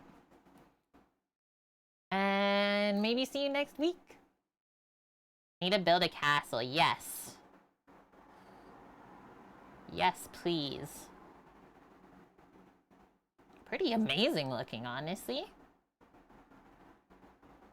I loved it. Okay, next up, ooh, this is fun. So now we are starting to make our way to BC because we're heading down to our next mountain town, which is called Fernie. And along the way, Sam wanted to stop in a place which is just over the border of our province called Sparwood. And that is a coal mining town. And Sam has applied for jobs to work at that coal mine. So we thought as we pass through, we'll like stop in Sparwood and see how it is. Sparwood's gold. Sparwood's gold too? Yeah. Up that whole mountain? Yeah. I thought it was coal. No, it's gold. Okay, so it's gold mining. And then the thing about Sparwood is it has the world's largest tandem axle truck. Yeah. The world's largest tandem axle truck. I don't know what these videos are, but it looks kind of nice. Maybe just the train. But this is the truck, guys. It's so huge. And this was built by GM. This is an actual truck that they use at mines. Bonk, because we slept there for the night, like right across from the mountain, they're all the way up. They don't have much of that mountain to take down. Nope. But if you want to see the size, that's Sam versus like a tire. Half of the size of a tire.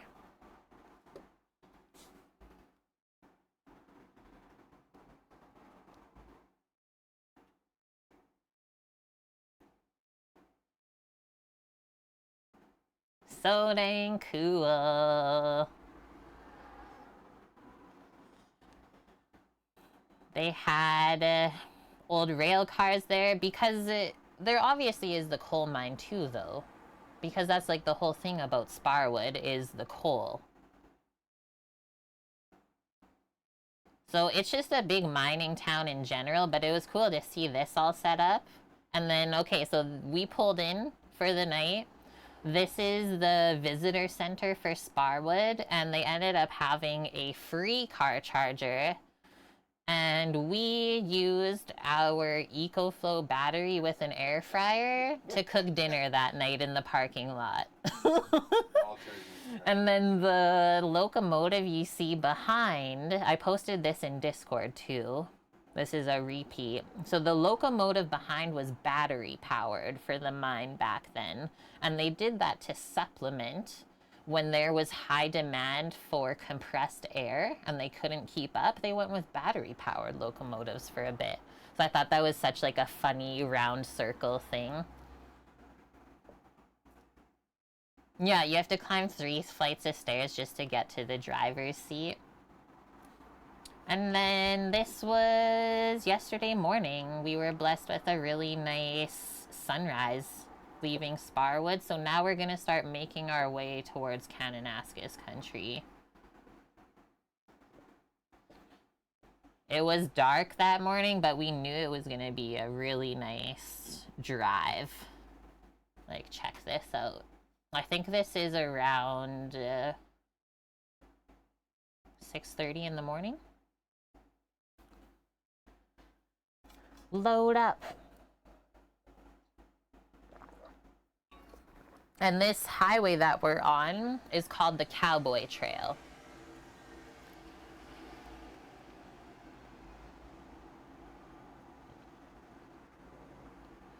In Kananaskis country, when we drove through, there was 2 massive ranches that were like Yellowstone-esque.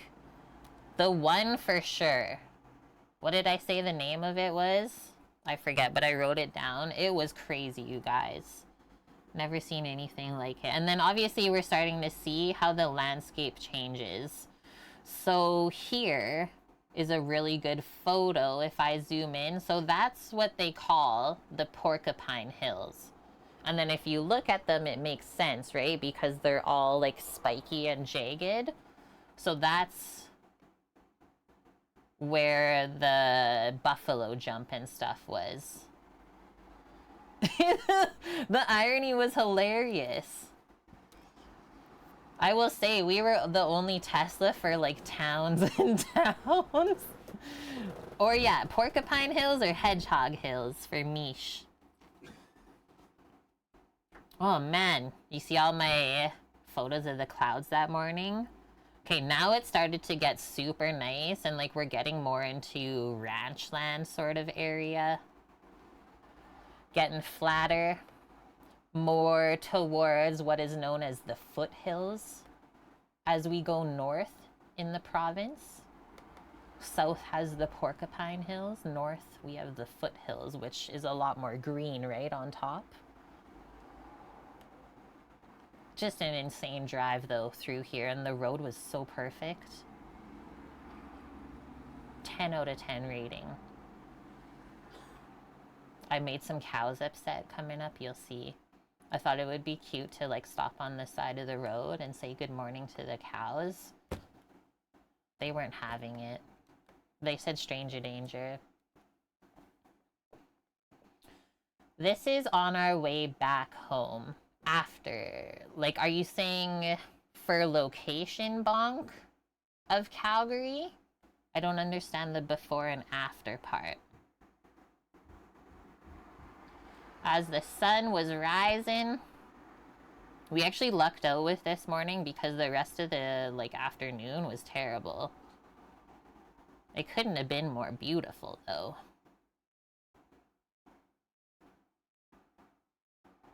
I was just going nuts. Yeah, this one, it started to finally peek out. I love that photo.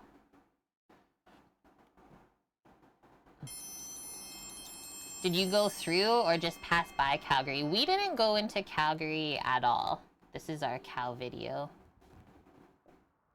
Is everyone doing okay today? I'll turn it up.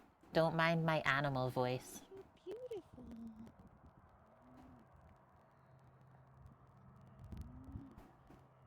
Hi. I wish I could zoom in.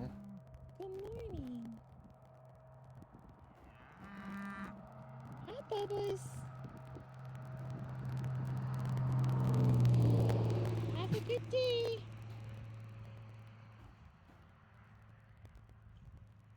So sus. You'll see, we find better cows. Okay, I'm gonna skip this. So this is our drive on the Cowboy Trail. And then we stop in this place called Longview, which has a really good jerky spot apparently. So this was it. I edited my finger out of there, so I don't know why it didn't work. But this is the spot. We were so concerned because online it said it opened at 9, and this is like 7:58 in the morning, not even 8 a.m. It was open, you guys. Oh, that's me being a cowboy. So we got so much jerky from there, and it's actually really delicious. An old oil derrick is what this is, what they used to look like back in the day. Yeah, this is Highway 22, known as the Cowboy Trail. And from Longview, now we have turned off left, bonk. And we are taking, I wrote down the highways. Highway 40, the Kananaskis route. You got it. I guess it says right on the thing, doesn't it? Hi there. Just look at the photo. So now we're going into the Rocky Mountains again, which is a much nicer drive than going through Calgary because it's so dang busy there all the time. Like, you have one accident on that highway, it's shut down for hours. So you guys can also see how the clouds started to really roll in the mountains here. And along this whole highway, Highway 40, I would say there's gotta be like close to 100 hiking trails or more that you can stop off on. And then the only other stipulation, which I didn't know, is you just need a conservation pass to stop off and go hiking here, which totally makes sense because of how many people use it. They will often charge you and make you get a pass, one, so that they know who is around on the trails. Two, the money from that conservation pass goes to obviously keeping the park and the trails maintained, as well as if they ever have to rescue somebody. Thank you. We got pizza snacks.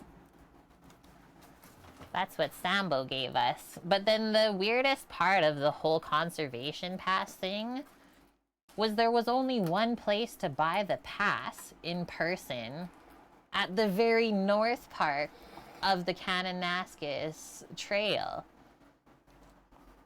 So what are you supposed to do if you start in the south area? These are our next cows. So this is where I was saying there's open livestock everywhere. This is Kananaskis cows. They're wild. Not even scared. They're way braver than the other ones. They're having morning breakfast. These cows were way better, guys. Yeah. The babies. Right? They're starting to get fluffy. Oh, man. It's starting to get poopy out. Yeah, it was like on and off raining. This is an amazing video. I can zoom in.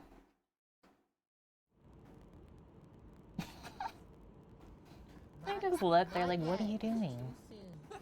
You're not going yet. Oh no. All the Calgarians would come into Kananaskis on the north side. It's so close for them. Hello?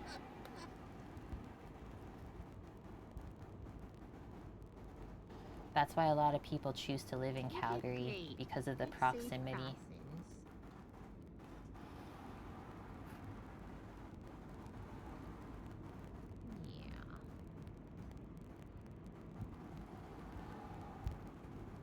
The big bull. You and your sister witnessed a couple thousand sheep being herded down from a mountain?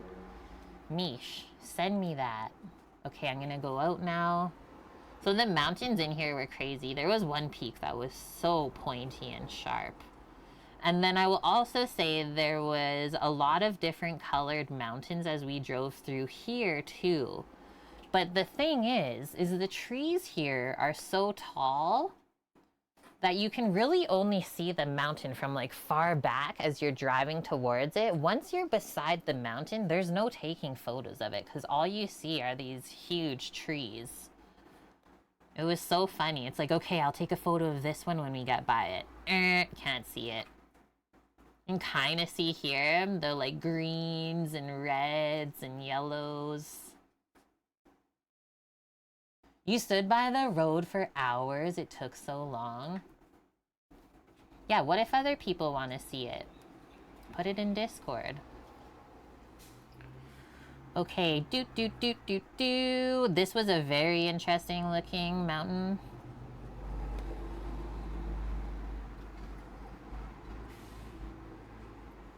The like swirls in the rock.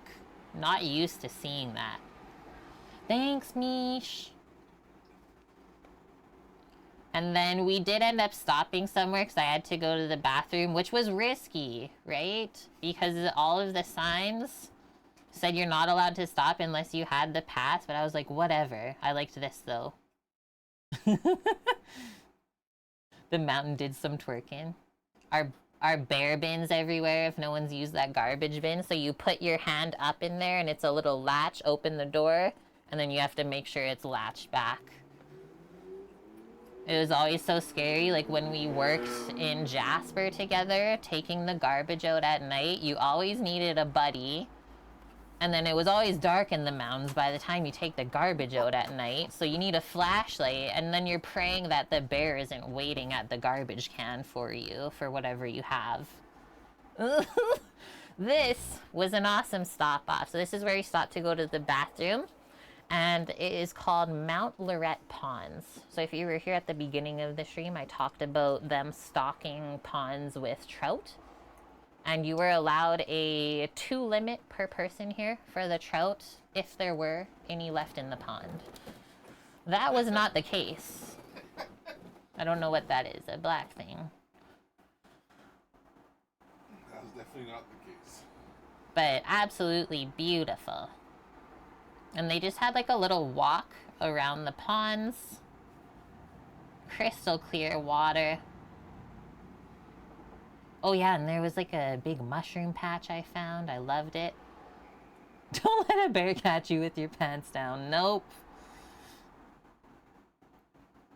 But you can see the wind is already catching up to us here. The pond was really like glass when we first got in, and yeah, already starting to get poopy. We were like racing the rain the whole way home. There's the mushroom log. I was like, imagine this like a couple days ago, week ago, would have been popping. There we go.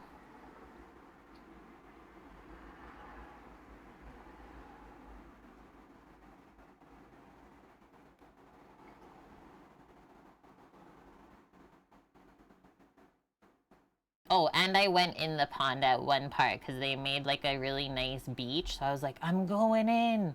There's no one around and it looks so nice. It was pretty cold. I think I got about 10 seconds before my feet started to tingle.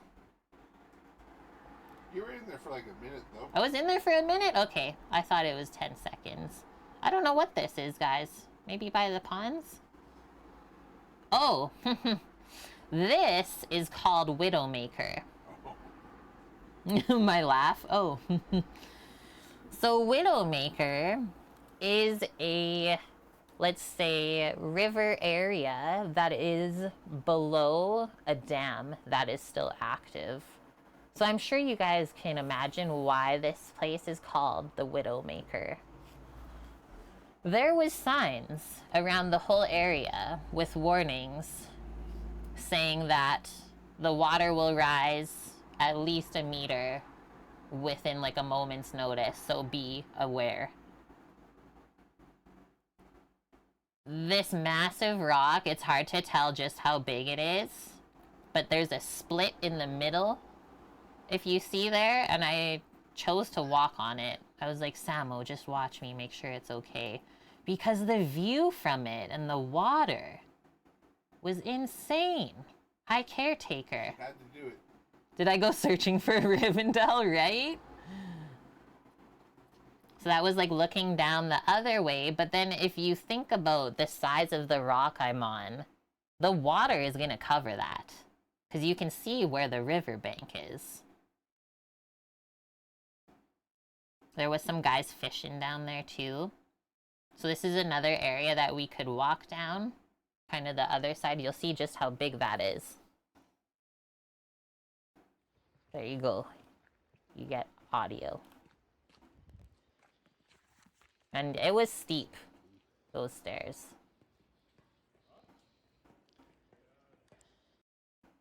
Oh no, I thought I took the video the whole way down.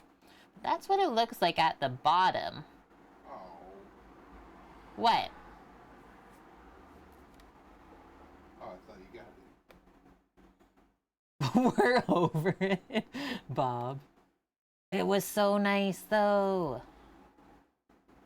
Kayakers love to go through this split. It looks so fun. Yeah, the water was really low here. We lucked out. But I will say, I did read reviews on this place. And there was people here when they did open the dam one time. And they actually said it was pretty scary. And yes, like be aware because it happens quick. And the water just gets going. Okay, so this is us leaving the area, and we're pretty much done, guys. We lucked out with some horses on the way out. just looked right at us on the side of the road. There's no fences here. But you can see how he kind of gets spooked from the car. I know. Just the best. They were so cute. They have a warning system. I would assume, right, that there would be like a siren. The water just rises intensely. Okay, so now I'm gonna go back because there are some things that weren't completely loaded from the cloud, especially the buffalo jump, because some of you came in after that. Nope, it's still the same, Sambo. All right, but that is it, guys. That was our trip. So basically ended kind of sightseeing at that area, but you could see just how much photos we took and what we did. And that was it. Okay, there was two more things. This area, get it to load up, is called Ghost Lake. And I thought this dam, or Ghost River, I thought this dam was way cooler looking than the other one. Like, way bigger. But the other dam was, like, loaded with people. We didn't stop at it. I thought that was huge, though. Looked like such a nice place to live, too. Your wife almost volunteered at Head Smashed In? Sweet. I think that was it for that one. Unless I got a view from the other side. Nope. Okay, so Ghost River was cool. And then, as we were coming through, like, Olds and Red Deer... Play. There was gliders. Oh, there we go. This is a minute video. There was gliders landing in the field. I've never seen that before. And then I looked it up as we went past, and this is at the Nitook Airport. I'll write it.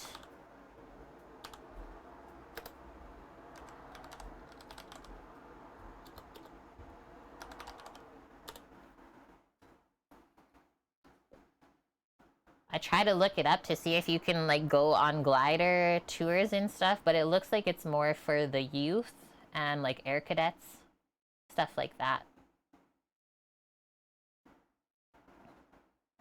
Never seen a glider land before, though, and did not expect that. Whoa, why am I flying like that? Is the road bad? Would probably be expensive. I was like, oh my gosh, like, it's actually landing in the field. And then the coolest part... Okay, that's actually it for real. The coolest part after they landed the glider in the field was probably like 10, 12 kids just went running out to the glider, like, with their hands up, all excited, like, you did it! Like, you could just tell. They were stoked. It was so cool. But that's it, guys. Like I said, we didn't get all the videos up on the cloud, sadly, because there was actually some really great footage that I could have shared, but that's okay. I hope you enjoyed that tour. I can't believe that took 2 hours to go through everything. We survived. Exactly. Or they survived. Yeah, they survived on the glider. So that was a 4-day trip. We left on Wednesday and we came back. We basically left and came back at the same time, almost. Left Wednesday at 6 p.m. and came back Saturday at 5 p.m. We did not go into Cochrane. We kind of just went on the outskirts of Cochrane. It was also really crazy with all of their construction that they have going on there. Did not go for ice cream. I also had an ice cream spot to go to in Fernie, but that didn't happen either. That's okay, though. So I said, it's always nice when we take these trips, especially in the fall, is a popular time that we like to travel. It's off-season, it's quieter, and then you usually get a nice change of the season with the colors of the trees and stuff. And then usually we'll also take this trip now do it all over again in like the springtime when the landscape is different. And then you see it in a different way, I guess. Experience it in a different way. But yeah, if anyone in Canada or anyone that watches has never done that trip, let me know, because I have the full itinerary of a lot of fun things that we did for free. I'll send it to you. Other than that, guys, we're going to wrap up. Samo ordered us some yummy pizza, it looks like. Was it good? Yeah. Samo said it's good. We've never had this place yet. We're going to munch and just relax for the rest of the day. Back to work for me tomorrow, and then I'll see you guys on Friday again for streams cooking. Quick weekend, but I hope you guys all had a good one as well. You're welcome. You're welcome. This was fun to do. Samuel, you got anything? Nope, that's it. Okay, that's it. Love y'all. Should we go raid somebody? I guess. This is possible here. Is anybody on? Tabatai's doing Hobbit Meal-a-thon? I'm in. Tabatai cooking it is, because that sounds like a wonderful thing to watch on a Sunday. We've got a race to watch. Oh, and we do have to watch Formula One. Next week is TwitchCon too? Oh my goodness. Are you going, Bonk? I forget. Mish will be gone, taking the Tesla to the big UK. Let me know, Mish, if you want any help road tripping in the car. I think we got it down to a T now. And please do enjoy your trip as well. I'm very excited for you. Hey guys, this was fun. You're not going this time, Bonk. You were going to, but it was expensive. Fair enough, right? And if you've already gone, you don't really have to go to again. All right, we'll be back Friday, 11 a.m. Pacific. Cooking it up again. I don't know what it is yet, so stay tuned in Discord. I'll post the menu coming up. Love y'all. Be safe. And let's go say hi to Graham, because it's always lovely hanging out there. And see you next time. Bye. Bye.